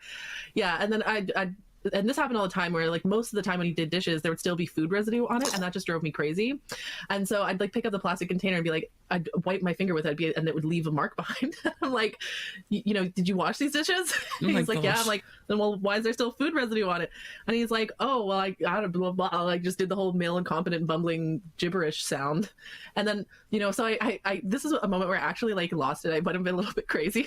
And I was like, okay, I'm going to show you how we do dishes here. And then like turned on the faucet, used the soap and like physically like forced him to do the dishes right in front of me. And he would like wipe it. And then, it wouldn't get it off. It wouldn't get the oil off. And he just kind of like threw up his hands in this like, oh, like, how are you even supposed to clean a dish? It's just this impossible task. Yeah. He was just like, well, how are you even supposed to get the oil off? And I'm like, you put some fucking up. Well, also, by the way, so the FDS chat, now they're coming for my teeth, which literally my teeth actually have pretty good teeth. But at least we know it's not Savannah making these comments, if you know what I mean about teeth. Grease into it, and then scrub. And then I washed the dish, and then dried it, and then shoved it in his face, and was like, see, now there's no oil on it. You just have to put in some fucking effort, and you never put in effort, and blah, blah, blah. So here's the thing. I genuinely think that strategic incompetence is a form of emotional abuse. It's causing the other person to like doubt their perception of reality. I don't know, or they're trying to do that anyways. They're trying to make it seem like this really simple task is a lot harder. It's not a fake account. It just makes the other person just go crazy, right? It's crazy making. Like it's a crazy making tactic. And so and that's the thing, is like these guys would do this slow crazy making on me, and then when I finally lost it, they'd act like I'm the mean, unreasonable, horrible person in the relationship. And that's the other thing to keep in mind with the strategic incompetence guys, is they'll often make it seem like, oh, it was the woman who was actually abusive because she got mad at him for his long-term low-level mental abuse and strategic incompetence. I mean, strategic incompetence isn't abuse. It's just being a piece of shit. And I mean, everybody in a relationship is a piece of shit in some way. It's just that's how maybe guys do it. But I mean, girls do that stuff too. It's when you're dating a man or like a walking biohazard, leaving food scraps. Like, oh gosh. I know. Wait till they find out that he doesn't wipe his ass, apparently. No, the things that I did before FDS. But I haven't had to deal with that since finding FDS, right? This is all pre-FDS, so I'm just roasting my past clown self. But I think that's also why as well, in the early By the way, I guess that the guy she's talking about was probably like 22 years old. dating stages, a lot of men, especially when I was on online dating, they would say stuff like, oh, you can cook for me. Oh, you can do this for me, do that for me as well. I think us, because women have also been conditioned to be of service to other people, men also know this as well. So if you say, for example, I'm really good at cooking, or I give really good massages, for example, like not like happy ending massages, just like normal massages, bummer. they seem to just like quickly latch onto that as well. So you sort of have to be careful in how you present yourself. I know, just like all of us want to present as our fabulous selves, but it's very easy to attract the male bumbler who is going to use that weaponized incompetence, especially if he knows that you're good at something. But I mean, I would say, ladies, you got to start getting better at selecting guys. I don't know. It seems like you just have this pattern where you just keep selecting dudes who are all incompetent. just like because this. you're good at something, that doesn't mean that he shouldn't and cannot develop himself. In fact, that's all the more reason to want to develop yourself. If your partner is, say, really good with finances and you're not, and you don't quite understand finances, that's all the more reason to get better. It's not a reason to just not do anything. That's why I've always seen it anyway. That's another thing, is like a lot of pick-me type women will often advertise their services, like they'll be like, I cook, I clean, I'm one of the good women, right? And they think that by doing that they're going to attract like a trad man who will like, earn a paycheck and like be the head of the household and stuff. And it's like, nah, sis, you're just attracting a male bumbler. It's Okay, true. like you're going to end up No. babe. I mean, they might attract a trad man, but he won't appreciate anything she's doing for him. No, but she's not going to be attracting a competent trad man. True. Like a man who's actually like good at leadership, I feel is not going to be the sort of guy, like low value scrote to like latch on to. Low-value McBang Bay to scrote. think of, like, men go into the dating world. Men like that go into the dating world looking for a female caregiver. They're not actually looking for a girlfriend or an equal. They're looking for someone who will be their mommy. A female chaperone for their life. Yeah, like they didn't learn how to be an adult. And I know that like it's bad to blame women, blah blah blah, but honestly I do very much blame their mothers, because most of these guys have just never blame women. Most of these guys, their mothers are just like ride or die boy Queens. moms who think that their precious little son is the most amazing, special, golden dicked little thing on the planet. and they don't expect him to do anything. What? Fuck was that about? Every single one of these guys had moms that just like served them hand and foot and would do everything for them, and like cut their fucking pancakes into little pieces and chew it and spit in their mouth for them and shit, right? Like they're used to women doing absolutely every single thing for them, like a little baby bird. Calling up their employer to make sure they get a job, calling the admissions office to make sure that their precious little son gets into college because they didn't even bother to turn in their essay. A lot of teachers complain about this. A lot of times there's like an over-involved mom and a super strategically incompetent son, but the mom is like constantly doing everything, and it's like, well, you're not the one who's in school. the son's not strategically incompetent. He's actually incompetent. Well, it's your son who's supposed to be learning these things, but the mom feels like if I don't do these things, he's never going to college, he's not going to be successful, but then she just teaches him to do nothing. I actually think that these sorts of mothers, I think that this is like a deliberate like way of keeping him dependent on her. Yeah, that's why I do hold women responsible for this in this case. Women, you heard it here first. Everything is your fault. Well, I've seen that too with like trad wives, right? Boy moms, but also just in general with trad wives, is that they have to, in some respects, they have to justify their paycheck, right? So they get way over involved in their children's lives. That's why even if you have the opportunity to stay home, I feel like past your children being in literal infancy, it's probably better for you to have your own hobbies, business or something, even if you don't necessarily work full time. Have your own life, yeah, have your own life, because your children really do need the space to figure things out on their own. Yeah, and with a lot of these helicopter moms and trad wife moms, holy shit. She's talking about helicopter moms right now, and then literally in the chat, she just said helicopter parenting Danny so he doesn't end up a lifelong scrote. So over-involved in their children's life. Yeah. Tiger moms too. And then all it does is teach either their kids to lie to them a lot, or teaches them to be strategically incompetent, and that's like a bad habit. That's the other thing, is these guys are all liars. That's the other thing, is they're all very good at lying, and they do this thing where if you're mad at them, they'll just lie to your face sheepishly as a way to avoid responsibility. And again, this is another thing that I think men learn in childhood. So women with sons, if you have a son, do not let him fucking pull this shit on you, okay? Like, save your future daughter-in-law the trouble. Teach your son to be confident from a young age. If he tries this strategic... How do you do that? It's like you say like it's so goddamn easy. What do? You hit him? Confidence thing. You have to sit down with How? him and maybe force him to go over it over and over and over again, however long it takes until he gets it. Don't condition him to think that strategic incompetence is a useful way to get out of doing chores. Yeah, I mean, I'm trying to think. I know it can be really, really frustrating for parents. So I know none of us are parents, so it's not like we're not trying to go or be overly critical of parents that are really, really busy. But I think it's kind of like training a dog. If you put in the little extra effort or the consistent effort, then it just becomes a lot easier in the long run. But it can be hard to find the time to train your dog extensively. But the thing is, I often find as well in these like so-called traditional families, if they have a daughter, she knows how to do everything. It's a very gendered phenomenon, because even if the parent is super busy, the daughters somehow usually end up knowing how to how to function as an adult, and that's partly because the social consequences of being incompetent for women are much greater than it is for men. That's so true. I can say in my family dynamic too, it was that my mother was way harder and more strict on me and my sister than my brothers. So my brothers would always find some reason why they couldn't come home, or they had something else to do. Whereas like I'd say even my father is this way too. Like they were all paranoid I was going to go out and get pregnant, so they were just like literally they micromanaged literally all of my life, right? Compared to my brothers, where they could be like, oh, I'm going to go outside, and then nobody hears from them for a couple hours, and it's not a big deal, right? So some of that too, I think, is just the over parenting of daughters in general, because people tend to ironically project that girls are easier to go off the rails if you don't micromanage their lives versus boys. But then, well, they're just more likely to get like kidnapped and murdered and all that stuff. Shout out to Ryan Turner. Welcome to the Scrotes. Start of the first day of your life. That's actually not true, because there's just so much more shit men can get into. Like the worst thing happens to girls, or it's not even the worst thing that happens to girls, but like one of the more consequential decisions that girls can get into is like if you get pregnant young, or if you're having sex and you get pregnant young. But like boys, I mean, you got to worry about them being involved in some kind of real sociopathic activity, like gang activity, becoming a school shooter, like something that's actually like women, we need more female school shooter representations. It's disgusting. It's 2022. What are you waiting for? Problem for society. And yet boys are just more allowed to run free unsupervised in a way that I feel like I wasn't allowed to as a girl. And I know a lot of my other peers that the girls are just more micromanaged in general because of this like anxiety they're going to get pregnant. Yeah. I've noticed this dynamic too in a lot of the families where there's a strategically incompetent man. He almost always has a sister who's hyper competent, and that's my aunt. So my aunt is the youngest child, and yet she was parentified. Like she had to be almost like a parent to her older brothers and would like cook and clean for her older brothers. It was fucking weird. Anyways, but now she's like, now she's incredibly wealthy and has her own company, is literally a millionaire now. Boss. So like good for her. Boss. Queen. Boss. And my dad's an incompetent fuck up with multiple failed businesses. So there you go. Scrote.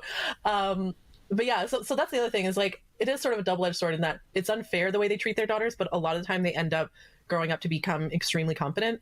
And the boys, even though, you know, they get out, again, it's a short-term reward, long-term suffering thing where like, yeah, in the short term, they might get out of doing chores and they're like, yay, I get to be lazy. But long-term, it ends up fucking up their entire life and they are not able to hold down long-term relationship. Yeah, agreed. It's a good thing to have self-discipline. To succeed stuff like that.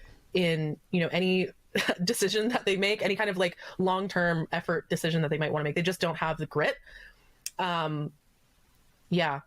So yeah, and it kind of sucks because we have this whole and this is why I generally think like women are just better than men, is because I was raised around incompetent men and hyper competent women, and we have a whole generation that's like that now, of like high achieving women and low achieving men. I think the flip side to what Lilith just said is that the women who grow up in these households where they are made to be over responsible for their family members can end up being or feeling over responsible like for their partner. And this is where we see it all the time, especially on Reddit. They love to say the good old communicate advice is that if a woman says, oh, my boyfriend can't wash his ass, the instant reaction is, but can you show him, like, you know, you should show him how to wash his asshole. You should go in the shower, scrub him up and show him like how to do it.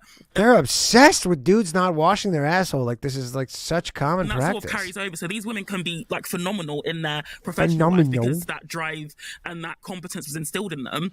But that may not translate to their personal life because they've grown up thinking that it's normal. Shout out to Does It Glow, $50 super chat. Please open the phone line for FDS to call in. Ro, if you want to call in, DM me on Twitter at DannyJokes. I'll give you the number. You can call in. If you want to call in, the phone lines are always open to a queen. Always open to a queen. Be incompetent. I mean, even if they know that the man should be capable of, say, washing his own ass or washing the plates, they end up feeling like they have to teach him anyway. And that's what makes me really sad. Just like seeing just tell him that it's not okay to not leave skid marks in your boxers or to wash up after yourself. Breaking Mom on Reddit is full of stories like that. Honestly, that sub is like the best form of natural birth control. Yes. Honestly, though, it is. It's sad because I feel like a lot of women don't realize how much they fucked up on their choice of partner until their children come, until they have children, and then they realize all those like cute ways which he would forget things and all those like quirky parts about him are actually a really big fucking problem, because now you have a tiny human that's dependent on you, and you have an adult man who can't do the most basic of tasks. So it quickly becomes not cute. He's basically another child. And then also their strategic incompetence is a way for them to like so actually this is something that genuinely pisses me off. Another aspect of strategic incompetence is so that they can have more freedom to cheat and have a social life. Right, and then put all of the burden of child rearing on the woman while pretending like there's By the way, so whoever's in the female dating strategy or remaining thing, she goes, Danny is an op. We deployed him to sell FDS merch to males, which I got to say right here, I got my Scrote Tears mug. Can you confirm or deny? Was this based off of us? Me and Ryan? Because this looks exactly like us. Or is it just a coincidence? We bought 2 of them, by the way. So shout out to the queens. We bought 2 Scrote Tears mugs. I don't get paid anything to say this. some great involved dad, and a lot of the Breaking Mom stories are somewhere around that. You know, where they find out their husband has like a dating profile. You know, he's got all this time to hang out with his boys, go out to the bar, play video games, watch porn. All the time to do these leisurely activities while giving her all of the work of raising a child, and then pretending it's because they can't do it. Or if they have the child, they are so neglectful that the mother feels too much anxiety leaving their child with their own father, because they're like, well, last time I left my son or daughter with my husband, the baby was in a dirty diaper all day, stuff like that, which it's really child neglect, but it's child abuse. Like, it is child abuse. It's child neglect, but like, it's unfortunately not always framed that way, but it really should be. That like, yeah, it's always framed like tee-hee, like, he's so incompetent, isn't that so cute and charming? Or they'll blame the mom. Like, they blame the mom for abusing the child, for like, you know what your husband's like. How could you leave your child with him knowing that he would neglect them? You know, like, it's her responsibility to be 24/7 caregiver. Men act like they're babysitting kids, but they're not even as good as your average babysitter. Yeah. So we got to the bottom of it. So they didn't base it off of us. She just says that Scrotes all tend to have a certain look. Can't argue there. I don't know. That's what makes Burned. it particularly infuriating, because I'm like, you can literally hire a 14-year-old girl to do a better job babysitting your kids than your husband. That's a problem. Yeah. I started babysitting when I was 12. I got money for babysitting starting when I was 12, and I would do a better job as a babysitter. Yes, because babysitting is not a job for an adult. That's why. Than most of these women's adult husbands. Yeah, and that's a problem. Yeah, imagine being an adult man being like, I'm here for the babysitting job. Like, the greatest con of all time is men have managed to convince us that they're the only sex that's competent enough to be CEOs, to be president, to have all these like high level, powerful positions, but they're too incompetent to wash dishes or change a diaper or do really, really basic shit. Predict the basic needs of a human that relies totally on you for survival. That should be instinctual, quite frankly. Didn't humans evolve to have certain instincts to that effect? To want to protect your own child? Yeah, to protect your young, make sure it doesn't starve and die. But again, like, this is why I think that men shouldn't be allowed to have any be leaders or have any stopping a kid from starving and dying has nothing to do with being good at dishes. Control or have any. That's gatherer shit. That's not hunter shit. Power, honestly. I think the world should be run by eldest daughters, quite frankly. I think the world would be a better place if it was run by all eldest daughters. I completely agree. In fact, I feel like if I was a venture capital firm and I wanted to invest in a company, I would go and ask how many eldest daughters are part of the staff. Like, that would be an actual metric by which I would measure the value of their company. Yeah, or if it was led by an eldest daughter. Yeah, I'm a youngest daughter, but I definitely agree with that. Well, then pipe down. Awesome. Nobody asked you, Savannah. Savannah. About the date, so that's also one way. But I find another way as well is to see if he's independent. Now, I know, independence is good quality, and like social climate, it's becoming the norm for people to stay at home, either to save money or because they can't afford to live out. And I'm not necessarily going to judge somebody for staying at home, but it's more, do they contribute towards the chores? Do they contribute towards the bills? Are they aware of how things in the house work? So even things like, do they know where the stopcock is if there's a flood and stuff like that? So just because somebody lives at home, that doesn't necessarily mean that they're going to be weaponizing competence. But if their mother is running around after them, like whilst they're living at home, that is a massive, massive red flag. I actually don't date guys who live at home with their parents as a policy, because I moved out at 18. Yeah, and that's fine. Like, if you want to say, like, I don't do this, that's totally fine. Totally fine, Queens. Shout out to the new member, Does it glow? And I know, like economics, save money, blah, blah, blah. First of all, most of these guys who live with their parents, they're not saving money. They blow that money on like freaking video games and other stupid shit. So most of them aren't saving money. They just live with their parents and they're broke. How much money are you spending on fucking video games? The other thing is when you move in with a guy, here's actually another vetting strategy, is don't ever move in with a guy who's never lived by himself before. No, don't do it. Yeah, because if he's only ever lived with his parents, especially if his mom is in the picture, he's living as an adult with his mom. He doesn't. So wait, are they saying you can't even move? So not only will they not date a guy who lives at home, but if he's recently moved out of home, also know what it's like to manage a household. He's used to women doing his laundry, cooking for him, doing everything for him, and he's just going to expect you to just fill in that slot. Yeah, that's true. Mommy gone, girlfriend in. He basically sees his girlfriend as a mom that he can have sex with. That's why we call them mommy bagmaids. So don't ever live with a guy who's never lived by himself. And if he has lived by himself, go to his place to see what it's like. Because if you go there and it's like dirty dishes everywhere, empty beer cans strewn everywhere, fucking dirty ass shower and grind. By the way, shout out to everybody who made it for the very first episode where FDS is in the chat, because this is fucking hilarious. I'm everywhere. He's never cleaned a day in his life. That's another red flag. Like, avoid those guys. Mattress on the floor. I've seen all these TikToks of like young women hooking up with guys and then cleaning their apartment after. I'm like, girl, that's so fucking humiliating. Why would you do that? I'm gonna tell you the truth. Same thing with male roommates. Because they're pick-me's. That's pick-me shit. And honestly, if you're a dude and you sleep with a girl and then she starts cleaning up your place, awesome. I had actually a platonic male roommate, and it was another situation where I felt like I had to be the person that was constantly cleaning. Yeah. Really? And it was just like, no, this is not going to work. I did live in a house with male roommates once, and I swear I will never live with a man who's not like my husband or boyfriend who I've vetted thoroughly. Like, I'll never live with another male roommate again because, they'll just leave dirty dishes in the sink. They just expect you to clean up after them. They don't even think of it. And and here's the thing, if you ask them to do something or ask them to clean up after themselves, they'll act like you're the unreasonable one. Right? Like, oh, why are you always like harassing me? Why are you always like bothering me? Why are you always doing that? If I don't live in his the word filth, we use. he'll act like I have the problem. So don't fall for it. Yeah, if you don't want to roll around in his filth, they'll make it a problem for you. The filthy pigs, as my mom would say. Yeah, I wouldn't live with them either. Dirty pigs. Dirty pigs. Dirty pigs. Yeah, men are dirty pigs, honestly. Like swine, let them roll around in their own filth. Like, another way I like to vet as well is if he's got like drive and ambition and genuinely wants to better himself. Now, I'm not saying he has to be as ambitious on the level as, say, Macbeth, where he's willing to kill anyone to get what he wants. But what I'm saying is that drive needs to be there. Otherwise, such a British reference. You could end up in a situation where you end up applying for jobs or writing his essays. And I've like known women who've like done this, and they mean really, really well. But ultimately, you can't drag someone along with you, especially if they know or they're supposed to know that getting a job is just the bare minimum of functioning as a basic adult. There's a lot of girls that do that for professional athletes, or not even professional athletes. There's a lot of girls that do that for college athletes.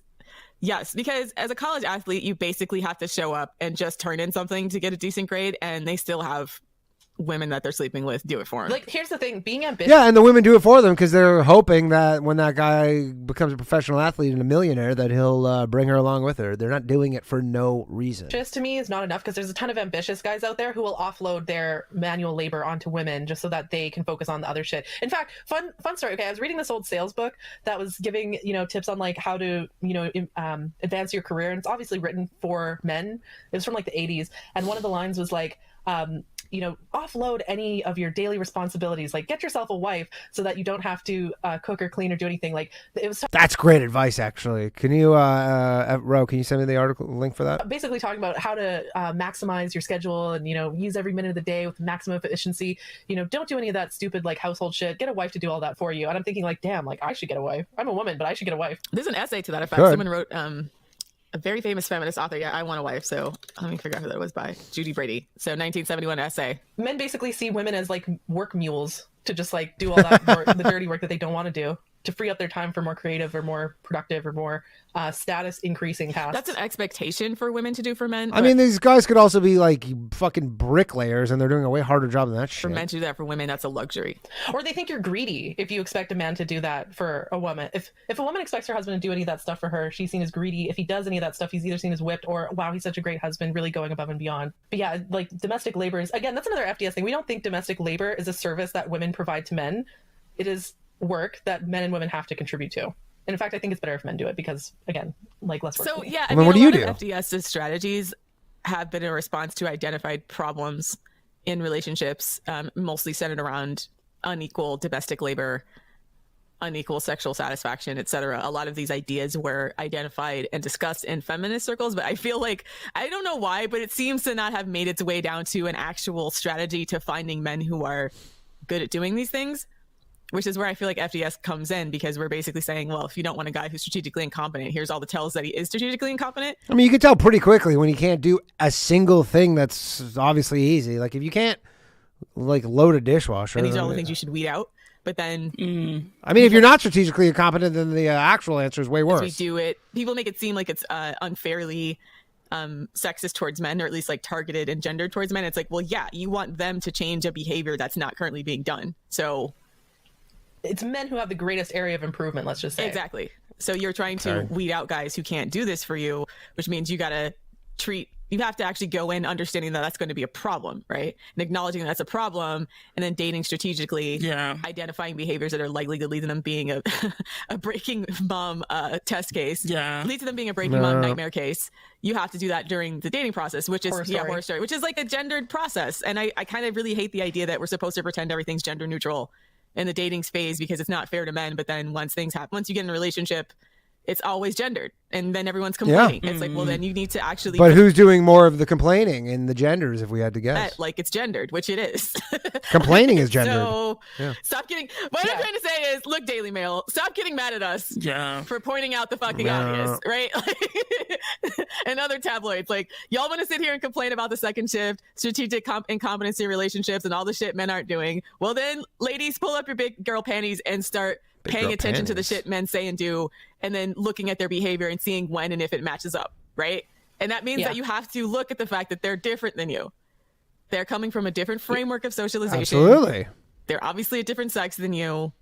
There's obviously like power differentials there, and you need to treat it as such. It seems obvious. It seems like it's something that Preach, people that, queens! like, came out. Preach, It's queens! just the way it is, but like here we are. Yeah, I'm actually shocked that we're like the first people to come up with an actual solution to this, whereas the Lib Fems will just write endless think pieces about the mental load and unequal domestic labor and so on. And maybe if we just communicate to men just the right way, blah blah blah. They're gonna be flapping their japs into the grave, all right? Because they will never give a fuck. Right? They won't give a fuck till you divorce them, and they'll still blame you. They'll still pretend it's your fault and your problem. So I just really couldn't have said it Can you better. tell I'm on a rant right now? But I'm just really saying this because Go I feel off. like over and over and over again, the mainstream media in particular misses the point. And when we say things like this, especially a lot of the strategies that they're saying, like, oh, low value male versus high value, especially some of the strategies we do for vetting, and then the categorizations that we do for men Based on men's behavior. based on men's actual fucking behavior. Like, what actual value are they likely to provide? Are they providing right now, and what are they likely to provide in the future? You have to pay attention to that.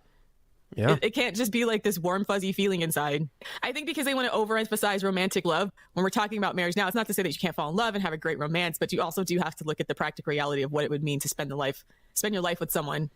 And then, don't like end they're up just rambling at blindsided this and point, shocked though. that he becomes even more incompetent after you have children, when the signs were there all that time. Yeah. In fact, that is the greatest reason to avoid the male bumbler or the strategically incompetent man. It is a matter, when you're dating, then the stakes are low. It's not that big of a deal. You can kind of laugh it off and like, you can't do dishes, blah, blah, blah.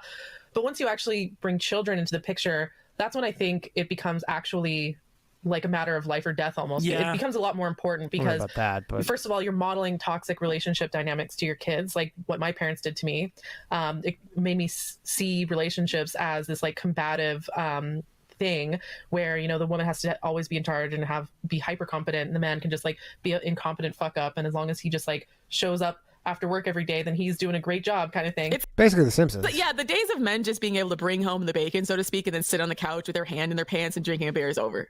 That shit was never cute, if we're being real. Yeah. Al So like, Bundy? The women back then didn't think that shit was cute, which is why eventually feminism became a mainstream movement. Get off your ass and be doing things for your family. yeah. So understand that like, it's not just about you as a couple, it's also about the behavior that you're modeling to your children. Yes. And while it might be cool to have a hyper competent daughter who's like a badass bitch who, becomes CEO and becomes millionaire and all that CEO? stuff, like my aunt, the downside to that is having the undercompetent son, the one who ends up, marrying and, just being a destructive force in several women's lives and their children's lives. They end up in our inboxes on Twitter and end up making comments under Jordan Peterson videos. Just the lowest form of male life. And complaining about how they have to pay child support. Yeah, oh yeah. They end up on MGTOW. They'd rather just do nothing. They end up on MGTOW mad because society expects them to take care of their own children. The children. Guys, that they take care of My your one last kids. closing remark with this is that a lot of people think of the male bumbler as like, By the way, 7 more likes and I'll give away another channel membership. We're almost there. And FDS is in the chat, so maybe they'll get it. sort of funny or cute or like, haha, that's in a lot of comedy, right? What people need to understand is the male bumbler is actually very calculating and they know what they're doing. They're actually not as incompetent as they let on. We've talked about this before, I think, how, Lundy Bancroft writes that the abusive man is abusive as a way of escaping responsibility or not having to do chores or offloading undesirable tasks onto other people. They do it because it benefits them. And that's the thing about the male bumblers. Understand that they're doing this because it benefits them, because it makes their life easier. And so if we want to change things, we have to make it difficult for them to do that. I don't know if it's just like they're naive about why or how patriarchy works. One thing I kind of like about the radical Shout out to the patriarchy. feminists is that they don't pretend patriarchy is a historical accident. They look at it like, no, it's a deliberate set of actions that men do to privilege themselves, both individually and a class. And you have to advocate for yourself because there's no interest in them advocating for you. Maybe they'll try if they love you enough, but at the same time, it's very, very difficult to like re-socialize men once you're in a relationship with them because they're not going to be in any way motivated to improve. Because if you're still here, it must mean you like it. Yeah. Good point. Yeah. Honestly, with men like that, you have to ultimately either just like break up with them or just make their life so uncomfortable that they end up shaping up all on their own. Like I've seen a lot of stories about women who just go on strike, like they just stop cooking, just stop cleaning, and it'll get really bad. Like the man will end up living in absolute filth in the most disgusting way. Yeah, but the problem is those strategic and weaponized incompetence guys is like they'll know what's going on. They'll be like, oh, you want to live like a disgusting pig? Let's see who breaks first, I guess. And subjecting their horrible way to live. children to that before the man finally ships up and does something. And still roll over his ugly, dusty, unwashed ass and ask for sex, right? Guys covered in spaghetti grease. Because he can't wash his own clothes Fuck properly. is spaghetti still grease? stomping around demanding sex in a What does that filthy even house. mean? We have to make it costly for them to behave this way, Exactly. right? That's the thing. If we want men to behave in a way that's desirable to us, we have to make it so that the undesirable behavior is so costly to them that they don't even want to do it. In the context of like dating, the most costly outcome for a lot of men is to be deprived of women's company. So leave them. Don't even bother trying to do these little strikes because ultimately you're also living in a shithole as well. So, and if he's comfortable with it, then then it's all okay to him. It's like way too much emotional and like physical like labor on your part to try and get him to do the bare minimum. Like men respond best to consequences. They don't respond to complaining or to ultimatums, especially if they know that you're just going to stick around. The best consequence is to leave them. Men need consequences is what I'm saying. They need to face consequences for their bad behavior. Yeah, no, they absolutely do. Yeah, it's just not cute watching these fully grown men walk around with the logic skills of a toddler. Not even Probably. And honestly, not even that in the dressing skills of a toddler, because at least with a toddler, if they don't want to do things, you can just pick them up and force them to do it. With a grown man, obviously there's the physical power differential, but it's just exhausting on your mental and energy. And having to do that for an adult man when you have actual children who can't do those things, it's just the opposite of attractive. Yeah. And then they have the audacity to complain about a dead bedroom. It's your own damn fault, It's bro. 100% Yeah. their fault. And it's just Nothing's I think part of women's that fault again is ever. because women get so often trained to ignore all of the ways in which men leech off them prior to it becoming real, prior to something happening where it becomes very, very real where they stand in that relationship on their significant other's list of priorities. And also that significant other's even motivation for his own life, right? Because even if they're not necessarily screwing up things in your home, they could be screwing up things in their life. Like they're not going to work on time or something like that, right? Like they just don't have the ability to show up. Okay, so that's our show. Please check out our website at thefemaledatingstrategy.com as well as our Patreon at patreon.com. All right, that was episode 41 of the Female Dating Strategy, brought to you by the queens themselves. I wasn't going to do this, but both of these episodes were quite short. They're normally so much longer because they have these 20-minute brutal roast of Scrotes where they just brutally roast Scrotes. But the only Scrotes I've been getting roasted is me in the chat by FDS themselves. So we're going to do a third episode. We're doing episode 42 of the Female Dating Strategy because they've all been short. I don't know what happened. At episode 40, they're like, let's do these all under an hour, which is fucking amazing. Hey, So Queens, we're going have you to ever we got episode 42 now of the Female Dating Strategy podcast. We're going to keep it rolling. We got almost 200 people watching. If we get to 250 likes, every 50 likes, I'll give away a channel membership. So, thank you very much, everybody, for joining me on this wild and historic day. when we were finally found out by the Female Dating Strategy podcast. Someone says that I should go on their podcast. That's the goal. I said it on episode 1. I go, once I reach the end of this, once I catch up, then the goal will be to come on an episode. I'll replace Lilith. She's Canadian. I'm Canadian. It just seems like it makes sense, right? So here we go. Episode 42 of the Female Dating Strategy podcast. 10 tips for dating a prisoner. That's what it's called. 10 tips for dating a prisoner. Bracket, JK, ha, don't ever in your life. Let's just fire this up. 1 1/4 speed. Yeah, we do. All right. Thought about starting your own podcast and looking for advertisers? What? Consider using our sponsor, Podcorn.com. We primarily use Podcorn. Click on the link in the Podcorn? show notes to sign up to Podcorn. Podcorn. Hey, Queens. FDS Hey, Queens. is taking a little break this week because of the holidays. Happy holidays to you and your family. And in our Happy absence, holidays. we're releasing one of our most popular Patreon episodes called 10 Tips for Dating a Prisoner. We got a If you like what you hear, please we consider get a little preview of the page. All right. subscribing to our Patreon at patreon.com/female dating strategy, where you can get weekly bonus content as well as merchandise. You can also talk to us on the Discord, where we discuss all types of topics for future episodes, as well as having a book club where we're discussing FDS themed books as well as feminist themed books. You can also submit a roast of Scrote if you've liked the roast of Scrotes that you've heard so far this year, as well as a queen story or a Gnosis story. So please check out our Patreon, patreon.com/female dating strategy, and enjoy this episode called 10 Tips for Dating a Prisoner. This week, we will be discussing felons on Tinder. I mean, not actual Tinder, What? because obviously felons can't access that. But dating... But some of them Dating could. while in prison.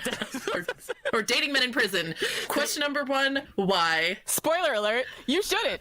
Because they're bad boys. So I found out through the grapevine that dating websites, specifically for people in prison, actually exist. Oh, yeah. So I did a bit of digging and I found out it does indeed exist. So if you want your own felon, you can go and find them. Obviously, please don't do that. Don't date a felon. Why not? What if it's I've a also woman? found this article on...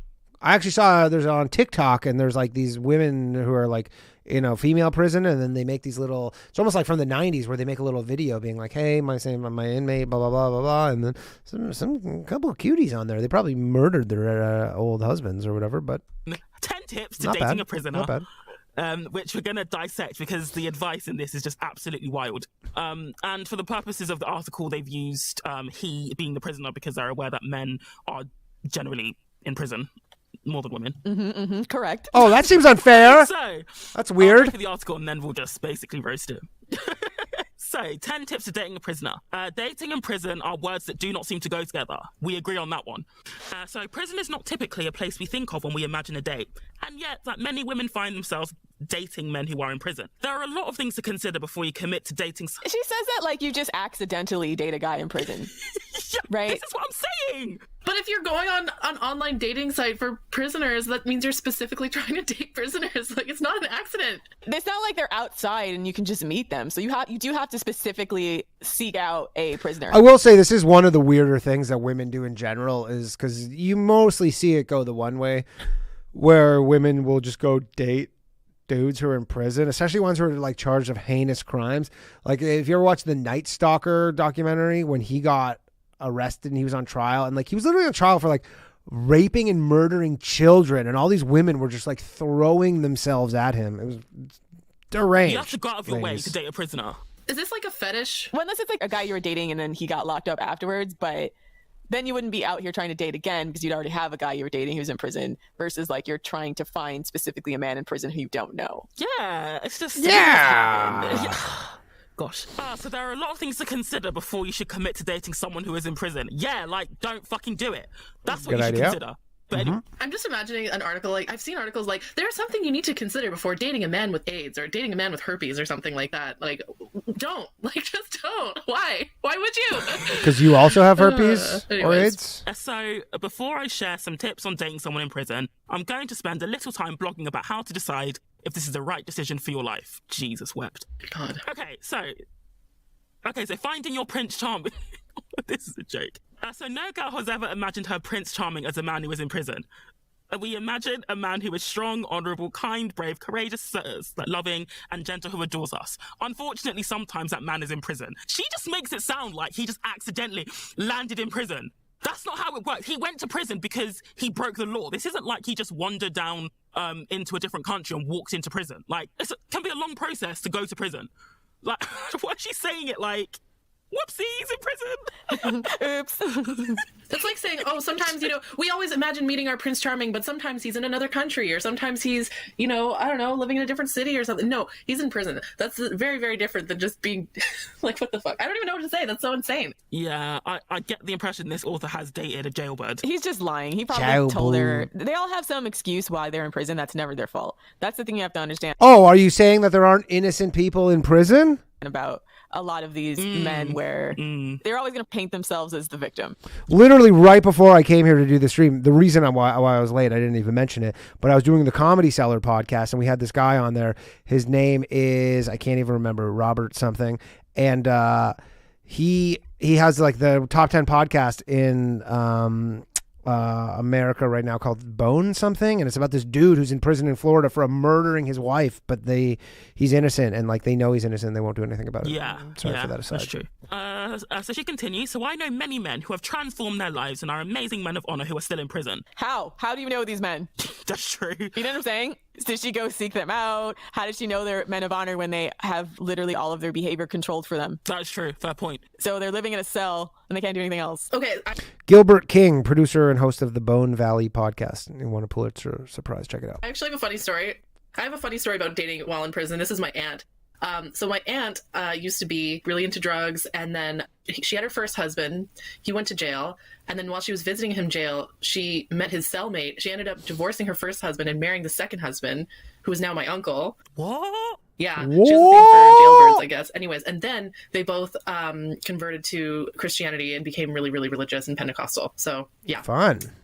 But they didn't convert until after he got out of prison. So this whole idea that like jail is this transformative, wonderful place is like, I don't know. I don't buy that. And also, that's surely, even if that's true, that's the point of prison. If they're meant to not be a shit person again. So they don't get brownie points for doing what they're meant to be doing, which is to not be a shit person. For doing the bare minimum. And I also know people who are in prison who have not transformed their lives, who prey on women so they have someone on the outside to provide money, material things, and a connection to the outside world. So how do you... Look, if you're not preying on women on the outside, if you're in prison and they're hitting you up, to say that they're preying on the women, it's crazy. As a man that your friend is trying to set you up with. Well, first of all, if my friend tried to set me up with a felon, she would not be my friend anymore. I'd be like, why do you hate me? Yeah, she don't like you. She's weird.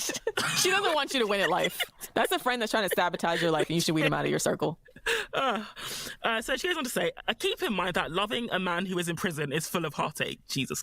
Wait. So your friend is trying to set you up with someone who is currently in jail? Like, a man setting your friend up with someone who maybe went to jail like 10 years ago over like, I don't know, postal fraud or something minor or something like that. Yeah. Okay, maybe, if he's turned his life around and he's a good person now, he's paid his debt to society, whatever, that's less bad. That's maybe more okay. But if my friend tried to set me up with a guy who's currently in prison, I'd be like, why do you hate me? Legit. Yeah, what would be the point? See, the thing about this is it's like dumpster diving, but then all the good shit and the bad shit is chained to the bottom of the dumpster, so you can't take it out anyways. So it's like, why would you go to the dumpster, first of all? That's a very vivid image, Rose. That's a very good analogy. I love your analogies. You know what I'm saying? And then jump inside of the dumpster, and then you can't take any of the dumpster shit home with you, even if you find something good. No. It's not even like thrifting, where it's like, oh, I found one and I could just take it home and have some use for it. It's like literally just diving to the dumpster, flailing around, looking at the shit that's all stuck on the bottom that nobody can get off, and then being like, yeah, I'm going to make this my husband. I'm just going to live here in this dumpster now. I'm going to live here and marry it and love it and have kids with it. So she's married to an inmate, so this bollocks now makes sense. Wait, she's married to an inmate, a guy who's currently in jail? Not even a guy who used to be in jail? Just at the time this article was written, yeah,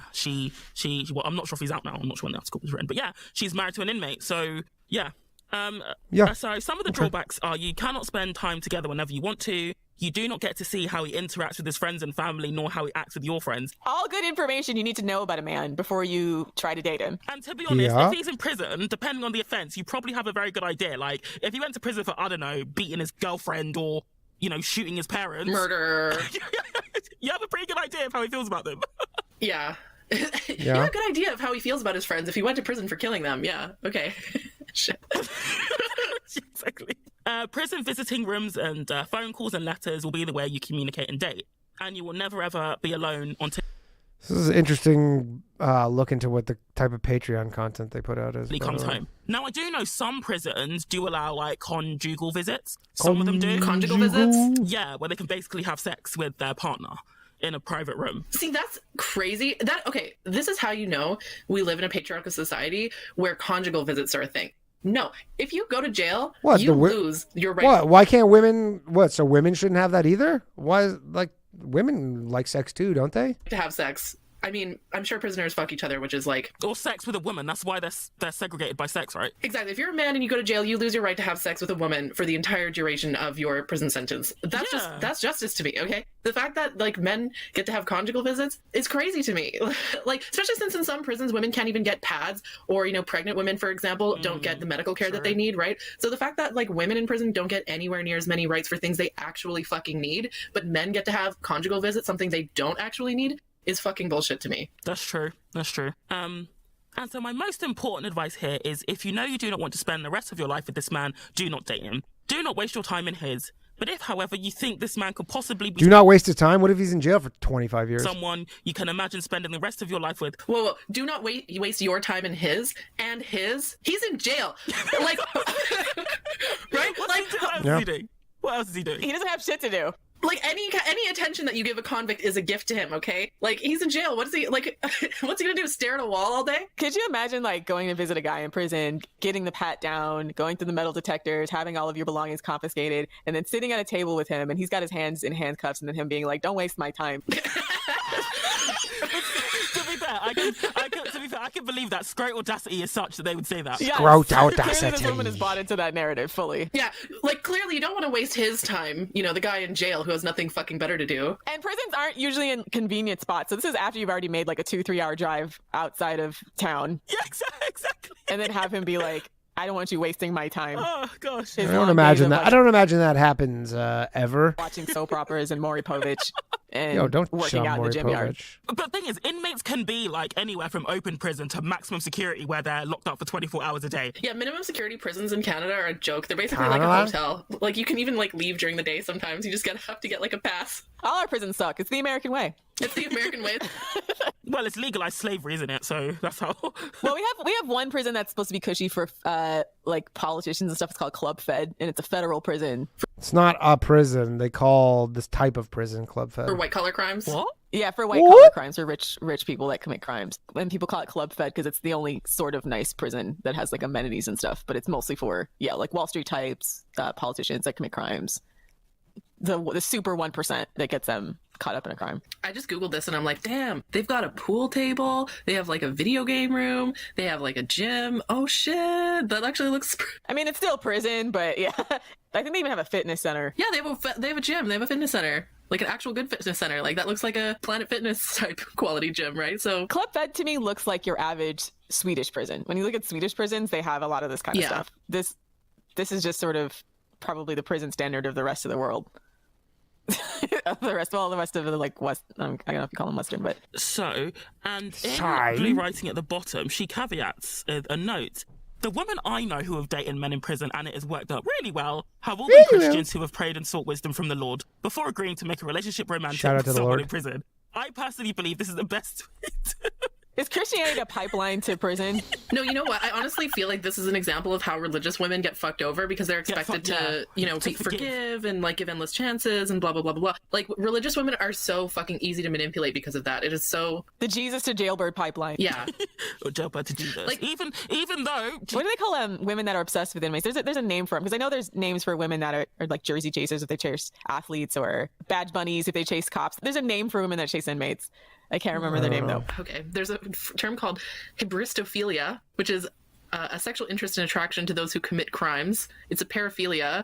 Remember at the beginning I said, is this a fetish? It is a fucking fetish. I mean, like, but Ted Bundy and, like, Richard Ramirez. Is it Richard Ramirez? They had, like, fangirls. See, there we go. It was very bizarre. I think Ted Bundy even got married in prison, had a kid somehow in prison. What kind of insane woman would marry or date someone like that? That's just crazy to me. I mean, it's very telling about you ladies because it only happens that way. He was innocent. I mean, then he confessed on the day of his execution and she hung up on him and never spoke to him again. But let's just say the off chance... Never spoke to him again on the day of his execution? Yeah, I figure they probably didn't speak again. Yeah. Right? So some women are very bad at like risk analysis. Yeah. Just say there's like a small chance he wasn't innocent. Do you want to take that risk considering what he did to his victim? Yeah. I just. Yeah. We have to do a breakdown one day of women who do stuff like this because I know. Okay, this fucking Wikipedia article has a breakdown It's weird that you never roast these chicks. of women who do this. Like, Oh, okay. Okay, so causes of hybristophilia is low self-esteem and lack of a father figure. That's number one. Makes sense. Checks out. Does it glow? $10 says they can't help themselves to mention Danny in their next episode. The problem is I won't find out for a year, but if you want to listen, go for it. Some believe that they can change a man as cruel and powerful as a serial killer. So just like the extreme pick-me I can change him syndrome, yeah. Barbara Builder. I can change him, yeah. Yeah, the extreme project lover type women. What else? Others see the little boy that the killer once was and seek to nurture him, which is, I mean, yeah, a lot of manipulative, shitty men will try to make themselves seem like, you know, sad, pathetic little wounded boys or whatever, right? That need to be nurtured. Number 4, a few hope to share in the media spotlight to get a book or movie deal. And then the last one is the idea that there's no such thing as a perfect boyfriend. She knows where he is at all the times and she knows he's thinking about her. While she can claim that someone loves her, she does not have to endure the day-to-day issues involved in most relationships. There's no laundry to do, no cooking for him, no accountability to him. She can keep the fantasy charged up for a long time. Okay. That actually isn't, that's interesting to me. It's weird, but. So this is just like extreme low self-esteem. And like the fantasy aspect, because if he's in prison, you can project whatever fantasies you want onto him. You don't have to deal with the day-to-day hardships of actually having to live with a fucking scrote. So women with extreme commitment issues and extremely low self-esteem. And delusional women. I wonder if there's any thrill seekers in there, because I have to imagine there's some women that are just attracted to the idea of having sex with a dangerous man. Because there were women that were chasing O.J. Simpson after he got out. There's another point here that says, in the broadest sense, hybristophilia means attraction towards partners who display dark triad personality traits. So I don't get it. That's weird to me. Yeah, it's a weird thing okay, these so ladies onto do. boundaries. If you have decided to go and date somebody who is in prison, it is really important to set some boundaries and stick to them. Never mind the fact that if you date a guy in prison, that shows your lack of boundaries and standards. Yeah. That shows your lack of boundaries and standards. Yes. Correct. I mean, she didn't say that. I just tacked that onto that because that sentence is just ridiculous. Oh, okay. I thought that was part of the article. Nope, it's ridiculous. I remember that prison culture is completely different than our world out here. There'll be some strange rules and also a strange curiosity you may experience that drives you to find out more about the world of prison. Establish your interest in the man and not just the culture of prison, and nor the safety of dating someone who doesn't have much access to other women. Jesus Christ. Yeah, that also So makes sense. weird. It's like, well, he'll never be able to cheat on me if he's in prison. Yes, he will. Is that true though? Because a lot of so-called, I don't know how to phrase it. So a lot of straight inmates end up. I find this comment biphobic. I mean, how do you know he's not cheating with other men? I find that assumption biphobic. Oh my gosh, that's just biphobic to assume he's not fucking the other men in prison. A lot Might of them be. do though. They start relationships. I mean, even women in female prisons, they start I don't think that many actually do. relationships but- with like sexual relationships with each other because there's no one else. Yeah, because obviously women are more likely to fuck other women, but guys is different. So I don't know if I believe in prison gay. I think that's just an excuse. Like they were already gay, but once they're in prison, they're like, woo, I can be gay. Yeah, I mean, unless you're maybe if you're in there for life. might as well convert. I mean, a lot of men in prison Convert what? Like it's a choice? just straight up like rape each other. So Yeah, true. there's also that. So relationships being like heavy air quotes. Yeah. But yeah. Yeah. This is especially true for you if you've been hurt by an inmate who's found another woman. Scrote audacity. Even from prison, you're still playing women. Okay, so imagine you drive. I mean, 2 shout out to the cars. dudes, by the way. You're like at the lowest point of your life. You're in jail, and still chicks are into you. It's wild. down to a wild. remote area in your state so that you can spend hours in line to get frisked and searched by prison guards, have all of your items confiscated, spend time in a busy hallway waiting to hear from your prisoner, then going up to him at his table, and he's sitting there in handcuffs, and he's like, I cheated on you. I guess I'd be going to jail because I don't think that's happening a lot. Stab him in the eye. Just kidding. I don't think that's... If they're cheating on you in jail with a dude, they're probably not telling you. I want everyone to understand all of the motions you have to go through to get to that point. I need to drive home the effort it takes to be this fucking stupid. Like, If that happened, just like cue the cloud music. yeah.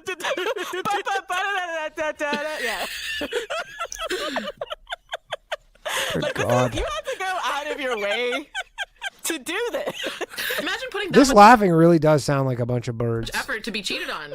Pressing your hand. Or imagine you're not even talking to him face to face. Imagine you're talking to him through Squawking the glass. birds. You're talking to him through the glass. First of all, there's people shrieking in the cells behind you. You can hear people crying and shrieking and cursing each other out. I'm gonna kill you, motherfucker. You hear all this going around you.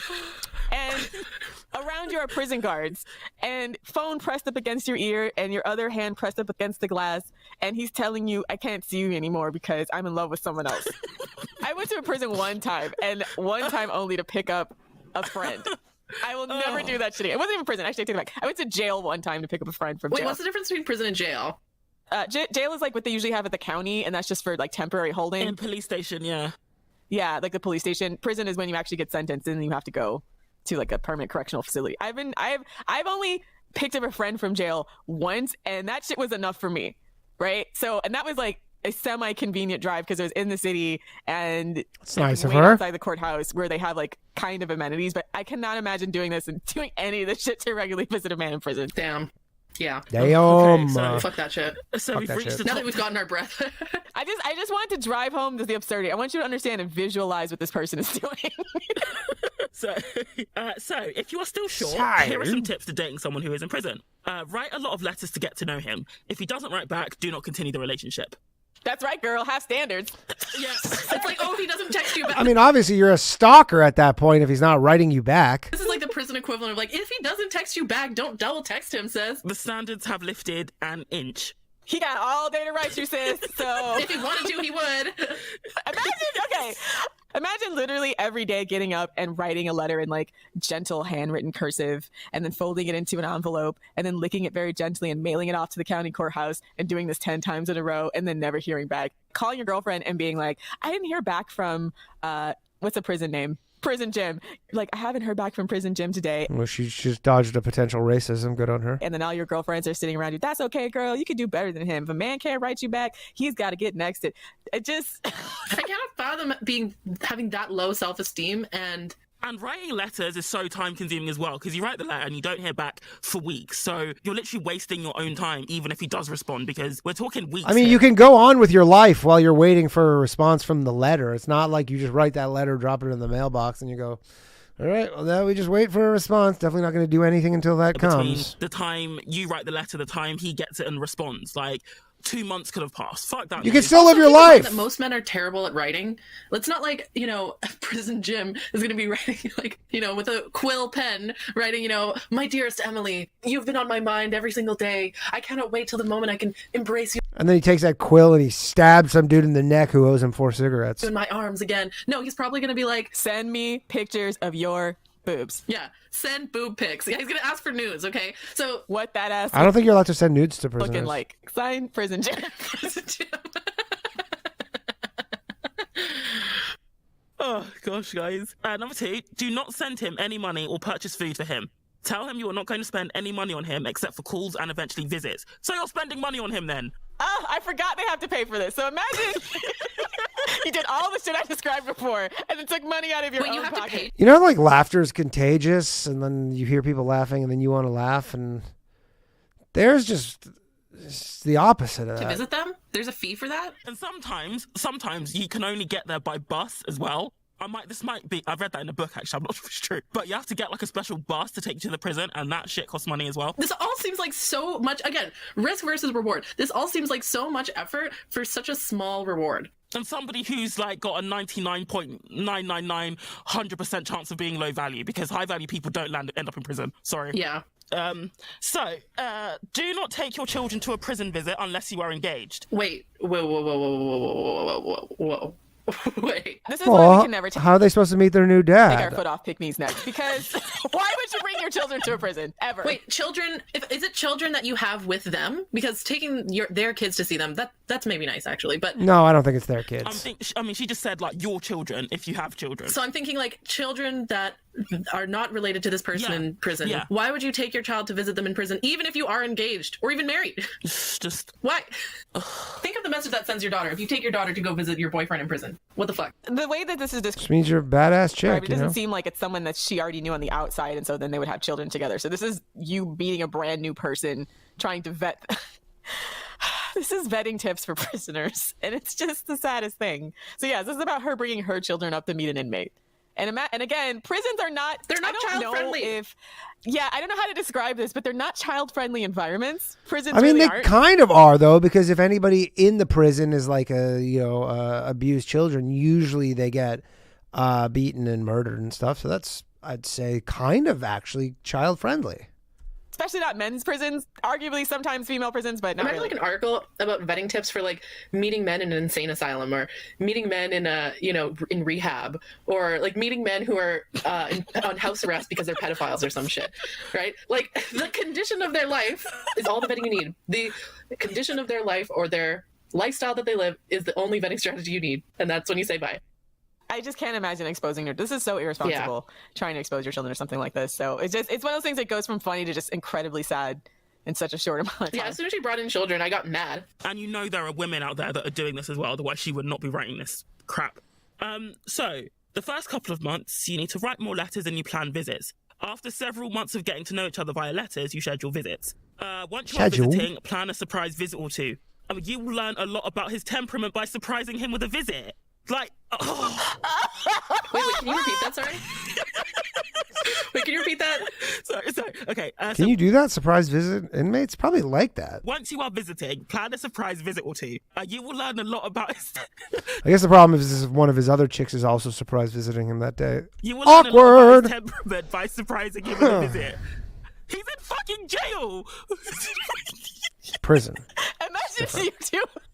You drive down to the prison, do all the check-in stuff I mentioned earlier, and he says, "Bitch, I didn't send for you. Don't come for me unless I send for you." He likes what he likes, you know?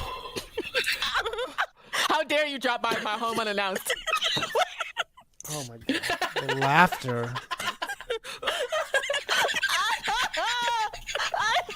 Oh my gosh. Do you hear that noise? That high-pitched squealing in the background? I'm sorry that I have to do this. I have to go back a little bit so we can hear that again. Do you hear that? Bro, you're commentary. You drive down to the prison, Hold on. do all We the gotta hear check-in this stuff again. I mentioned earlier, and he says, "Bitch, I didn't send for you. Don't come for me unless I send for you."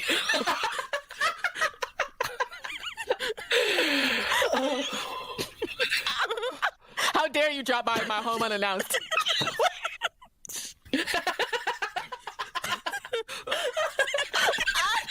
That right there.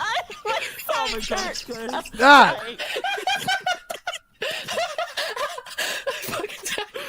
Bro, your commentary is so much better. Because that's what happened to some of them. That's why she has to make all these vetting rules, because this has happened to somebody. Somebody wasted all of their time, drop in, and a prisoner rejected them and was like, "Girl, why'd you show up here? Don't you know I got shit to do today?"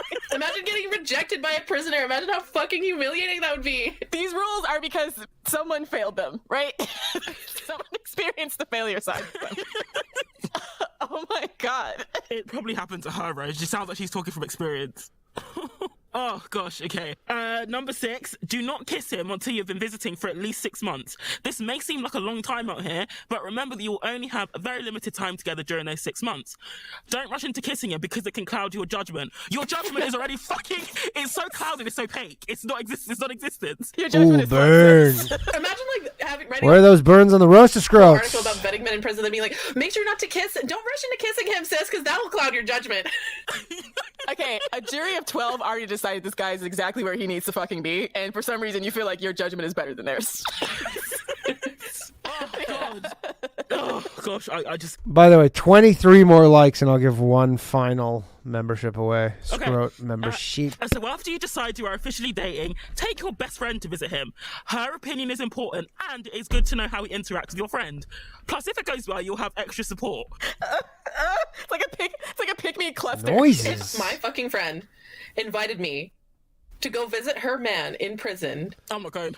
I would go just to get enough recon on this fucking Scrote, and then I'd hang out with her, and then be doing like a low-key like psyop to convince her to break up with him. Because that's what I do. When I decide that I don't like my friend's boyfriends, that's what I do. If you're a real one, you would narrate the entire experience. You'd be like, "Oh, so now we have to give up all our jewelry. Okay." Wow, I'm going to try to use the bathroom, and all the bathrooms have locks on it. This is really great, really great. I don't think the bathrooms have doors on them. So as number 8, spend a lot of time sharing your dreams and goals and find out what his dreams are. Can you both achieve your goals if you continue in this relationship? If yes, keep going. What kind of fucking goals does he have? Like, I don't know, like, not get shanked tomorrow? What kind of goals do prisoners have? I have no idea. Well, I mean, they may have goals, but and also what this thing sort of is, when they get out, I imagine that when women go see these dudes, they have this whole life on the outside she's plan. talking like he's in there for maybe like a year. People can be in prison for 25 years. Yeah. Yes, we know that. 25. I remember watching a true crime, and this guy got sentenced in 1998. He was eligible for parole in 2103. Yeah. If you get multiple lifetime convictions, 2103. That's you're not never good. getting out of there. Like, Oh, this is just so irresponsible. So irresponsible. Anyway, if you both decide to continue this relationship, get involved with support groups and courses that teach healthy relationship skills. I'm sorry, if you willingly shack up with a felon, you don't have good relationship skills, full stop. yeah. I'm sorry, why would you do that to yourself? Why? I'm actually in my head trying to think, like, what could a guy in prison offer me? And I'm really, really trying to think hard.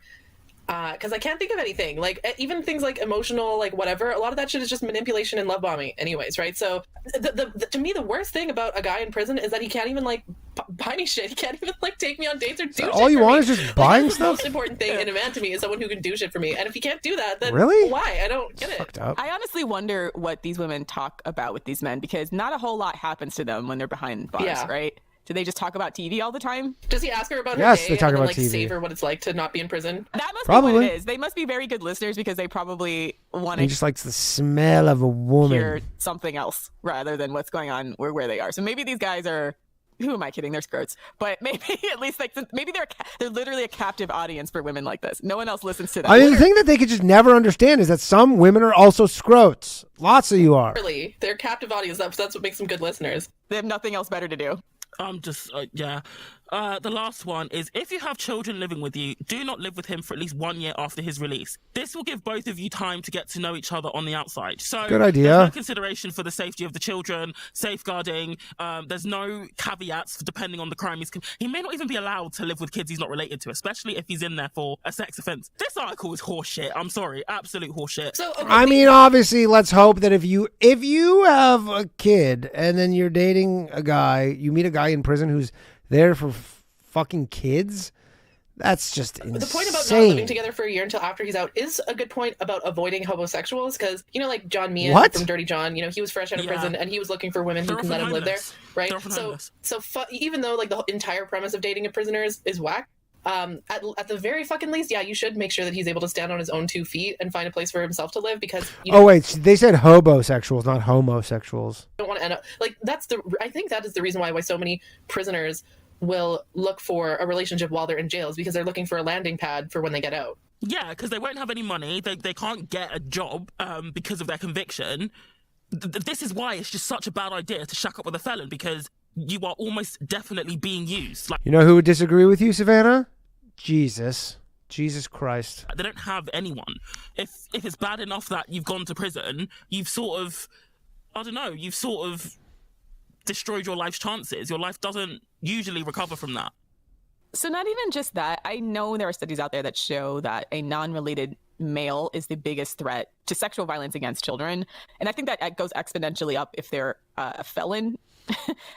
So you just have to keep in mind that a lot of these cases, and you see these in the news all the time, of like I don't know though, because felons who are not into child stuff are the first people to literally go, like, just stab a guy in prison who's in prison for, you know, abusing children. So it's maybe the opposite. woman's to be honest. boyfriend just got out of prison 3 weeks ago, and he shakes her baby to death and stuff like that. It's just Yeah. there's so much risk to yourself and to your kids that I just feel like this is negligent parenting. So at minimum, Yeah. Yeah. It's, and this is why sometimes it gets hard to feel bad for pick-bees, because they do shit that just honestly, they are so thirsty for dick. They are so thirsty for dick. They will literally put their children at significant risk for it. at risk. And for something like this, you literally have to go out of your way overextend yourself to build this relationship. It's not like you ran into a felon at the bar and didn't know, whatever. He's literally chilling in prison and you're going out of your way to build a relationship with him. And this is why we just have compassion when we can, but other times I think you just gotta tell them, like, you're being very irresponsible. I don't know. If I was her friend, I just would never. It's almost like you're a bunch of negative value a scrotes. person like this.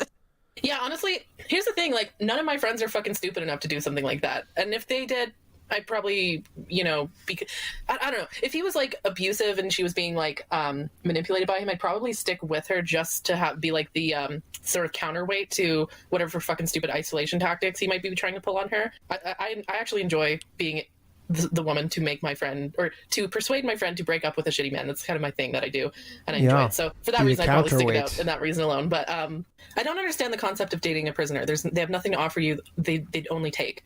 They have life experience, I guess. I don't know. So that's really what it comes down to. But again, some chicks are just so demented that they're into these like bad boys or whatever. Do you want to date a taker? Like, no. So or they're desperate. Yeah. Like you said earlier, struggling to figure out what value this man is adding, like at all. Yeah, like FDS is about a specific way of dating. We tell women to only date men who add value to your life. I'm struggling to understand what value a felon could add to your life. And I know that's like mean, and I'm sure a lot of like the prison. I want to point out, actually, this is different if the woman is a prisoner. A lot of women go to jail because of a man a lot of the times. Like they were either it's never their fault. Like a lot of women, for example, go to jail for like killing or for fighting back against their abusers, right? Or for getting involved in crimes. And in the United States, it's a lot of it's drug use, prostitution, and theft. I think is the highest rates of incarceration for women. So I find like women in prison, I mean, I do men date women in prison? I don't think so. Like, I think I read somewhere that this is not a thing. I know there is. It definitely happens for sure. That on the subreddit where I don't know if someone who worked in a prison, it was a user who worked in a prison or something like that, said that the stark contrast between visitors' day for male prisoners versus female prisoners kind of also woke her up, because literally nobody comes to see female prisoners. Women are way more motivated and dedicated to maintaining a relationship with a man who's behind bars, whereas like men will just forget about their girl as soon as she hits them bars. So yeah, it's definitely a one-sided type of commitment there. Yeah, so the very fact that men are less likely to date women in prison because they're no longer of use to them or whatever, that's why I don't think I'm a horrible person for saying that. That's just life. That's equality, bitch. They shouldn't be. Dating should be the last thing when you're in prison. I'm sorry. Like, you should be reflecting on how you've hurt people, your crimes, and plotting your life and sorting your life out. You don't need a relationship at that stage. You actually don't. And I think a lot of women in prison like get that. My understanding is But again, women are like this whole nurturing thing. They probably think they can change the guy. He's a bad boy. They like that. A lot of women in prison. It's just women's brains. I don't know. Do often like get therapy for trauma, or at least in Canada. I don't know about states, what the resources are like there, but in Canada, a lot of women do go like, "Oh, I'm going to learn about healthy relationships. 11 more likes. Come on, and get out of prison and have a better life and stuff."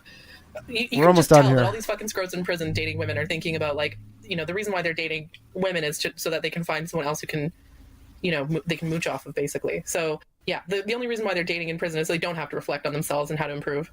So the other thing that's rampant in female prisoners apparently is mental illness. So about 64% of women entering jail and 54% in prison had one or more mental illnesses. So you're talking about chronic... That seems low. I thought those numbers would be higher just for all women who exist in the world. Abuse victims and probably have a chronic mental illness who would otherwise be functionally homeless because they can't keep jobs. So that makes sense about the female prison population. I hope they don't come out with a new podcast called Female Prison I think Strategy. There's been a huge increase in the United States because of the drug war, and a lot of places in America, a lot of women getting addicted to drugs. Yeah, either addicted to drugs or they'll be dating some scrote boyfriend who gets them involved in the drug trade. Like, I actually worked in an office once where a woman who was like a drug mule for her boyfriend got murdered. Oh. And this was like just across the street corner from where I work. Big yikes. And yeah, so women who get involved in crime, a lot of them do it like for a man. That's like some extreme pick-me shit, but it's still tragic when it happens. So I'm reading an AMA from a woman who was a prison wife. She got married to him in prison. And she says, we do plan on having children when he's in or when he's out. What the fuck? We don't get conjugal visits, but the correctional officers are pretty dense, so we get away with having sex in there all the time. This is some sad shit.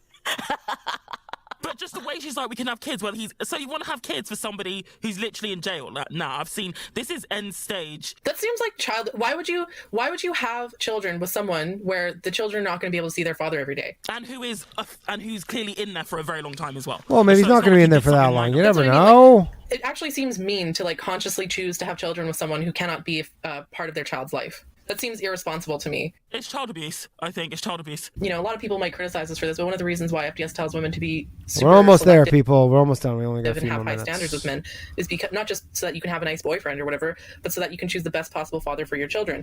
I believe very strongly that children are important and are precious and deserve the best possible start in life that you can possibly provide for them. And I think I actually get really angry at women who choose to have children. Naomi, it's a legit unfair that you have not been gifted a membership. I'm going to have to call up YouTube. But shout out to Gerard. Children with shitty men, because it actually seems like mean. You know, it's one thing to like fuck yourself over in romance. You know, it's like self-destructive and it's sad. But kids didn't choose that. Yeah, kids didn't choose to be born, right? So to consciously choose to have children with a man who's not going to be able to provide for or be a figure in your child's life is horrible. Like, I actually really, really dislike women who do that on purpose. And look, she continues. So he's a career criminal for sure. He's doing 10 years for armed robbery. He says he's turned to God 10 now, years, but whatever. Also, he never shot anyone. He only pulled a gun on people when he felt that he had to, in quotation marks. Look Yeah, what you it made me do. happens. Fuck off. I mean, I know that's pretty sick to say, but for example, he robbed a grocery store once and the manager was blocking the entrance with the cart so he could not get out. So he pulled a gun on him, but he never shot. He just had to leave. If he hadn't, the manager wouldn't have let him out and he would have been caught. What? Come on, that's so twisted. Oh, if only you hadn't tried to protect your grocery store. That's so, like, I'm just imagining the poor grocery store manager just like, you know, putting his life on the line to defend his shop. Like, His life? And the way she's so blasé, yeah, he never shot anyone, but just the entitlement, like it was his right to rob that store, and the fact that they were blocking him from the exit, you know, he deserved to have a gun pulled on him. Just the way, like, but he wouldn't have shot him, but it's like, that's traumatic in itself, having a gun pulled on you, especially if you know it's loaded. Like, oh, what a dick. Sorry, she's a dick. So I'm mentally wrapping my head around some of these women now. And like... And fuck her too. So they probably come from... Well, it sounds like this woman definitely comes from the kind of lower income background for which, or at least I think, for which they have their own sense of morality. I don't know how to explain it. There's like a street code for certain types of... Like stealing bread to feed your family is seen as more okay, you know? Yeah. Someone, I guess they have nothing, but... It's still weird. What do you say? She's from the hood or the streets or what? It's still weird to actively seek out a prisoner, right? Unless it was like a guy you were dating before. Even among those women, I think it's weird to seek out a prisoner. It's unless it was a guy you were dating before he went to jail. Then you might like hold him down on the outside or something. No, if I was dating a guy and he got arrested for a crime that he did in fact commit, I would dump him. Like, if he goes to jail, I'd be like, bye, bitch. Like, that sucks for you. Oh. I'd move on hella fast. It has nothing to do. There's nothing he has to offer me at that point. Why? And I think even, it's just, you can't even vet somebody. Like, you don't know if they're going to be violent or if they're... I mean, you can vet them because you can kind of see what they're in prison for. They've got anger issues because, like Rose said earlier, everything is very controlled. Like, and I think that once somebody has gone to jail once, the reoffending rate is very, very high as well. Oh man, I didn't even know that that women actually sort out relationships with felons. So this is new to me, but I mean, I knew that there were like the serial killer chasers, you know, like the Ted Bundy groupies, which I don't understand. But you know what actually bothers me? What bothers me about these women is like a lot of men will see serial killer groupies and they'll be like, "Oh, that's what women are like." Like they make generalizations as if all women don't let that type of woman reflect on all women. Like I don't like how men are so quick to dismiss women as like or misogynistic men specifically are quick to dismiss all women as crazy, or, you know, they love being abused, or they love men who treat them like shit, or they love criminals because of a few crazy women who do that. I'm like... A lot of times you'll see them build that whole alpha beta narrative around it, right? That like, oh, women are triggered and sexually attracted by certain types of dangerous men. Some of them are, obviously. Yeah, I'm not. Obviously. Yeah, it doesn't seem from even your description before about women who seek out men like this that that's even a factor. It's more or less like, first of all, they're crippling low self-esteem, but also just having a captive audience. So being in prison seems like it'd be the ultimate beta thing, right? Like, I don't know about that. Because just to poke holes in those. Yeah. Go to prison and start fucking yapping your mouth saying that shit. The red pill theories is because he's got to sit there and listen to you. He's completely dependent on someone else and dependent on the state. Yeah, there's nothing alpha about being in prison. That's like the most beta fucking shit ever. Yeah, they like the forced dependency aspect of it. They like that this man is forced to be dependent on them. So it's not that they're seeking them out because he's some kind of sexy and dangerous guy, I guess. But yeah, so the moral of this bonus content is don't guarantee these chicks right after this ended all went and rubbed one out. Date felons. Quick dating tip. Quick dating tip. Don't date guys in prison. Bye, sis. Bye. Cool. See you next week, guys. All right. We got through it. That was episode 42 of the Female Dating Strategy Podcast. And boy, am I wiped. Shout out to everybody who's been watching this from the beginning. What do we got? 2.5 hours or something? I don't know. In that ballpark. Yeah, 2 hours and 2.5 hours. All right. That's been it. Thank you to all the new members. FDS is not still here. I don't think so.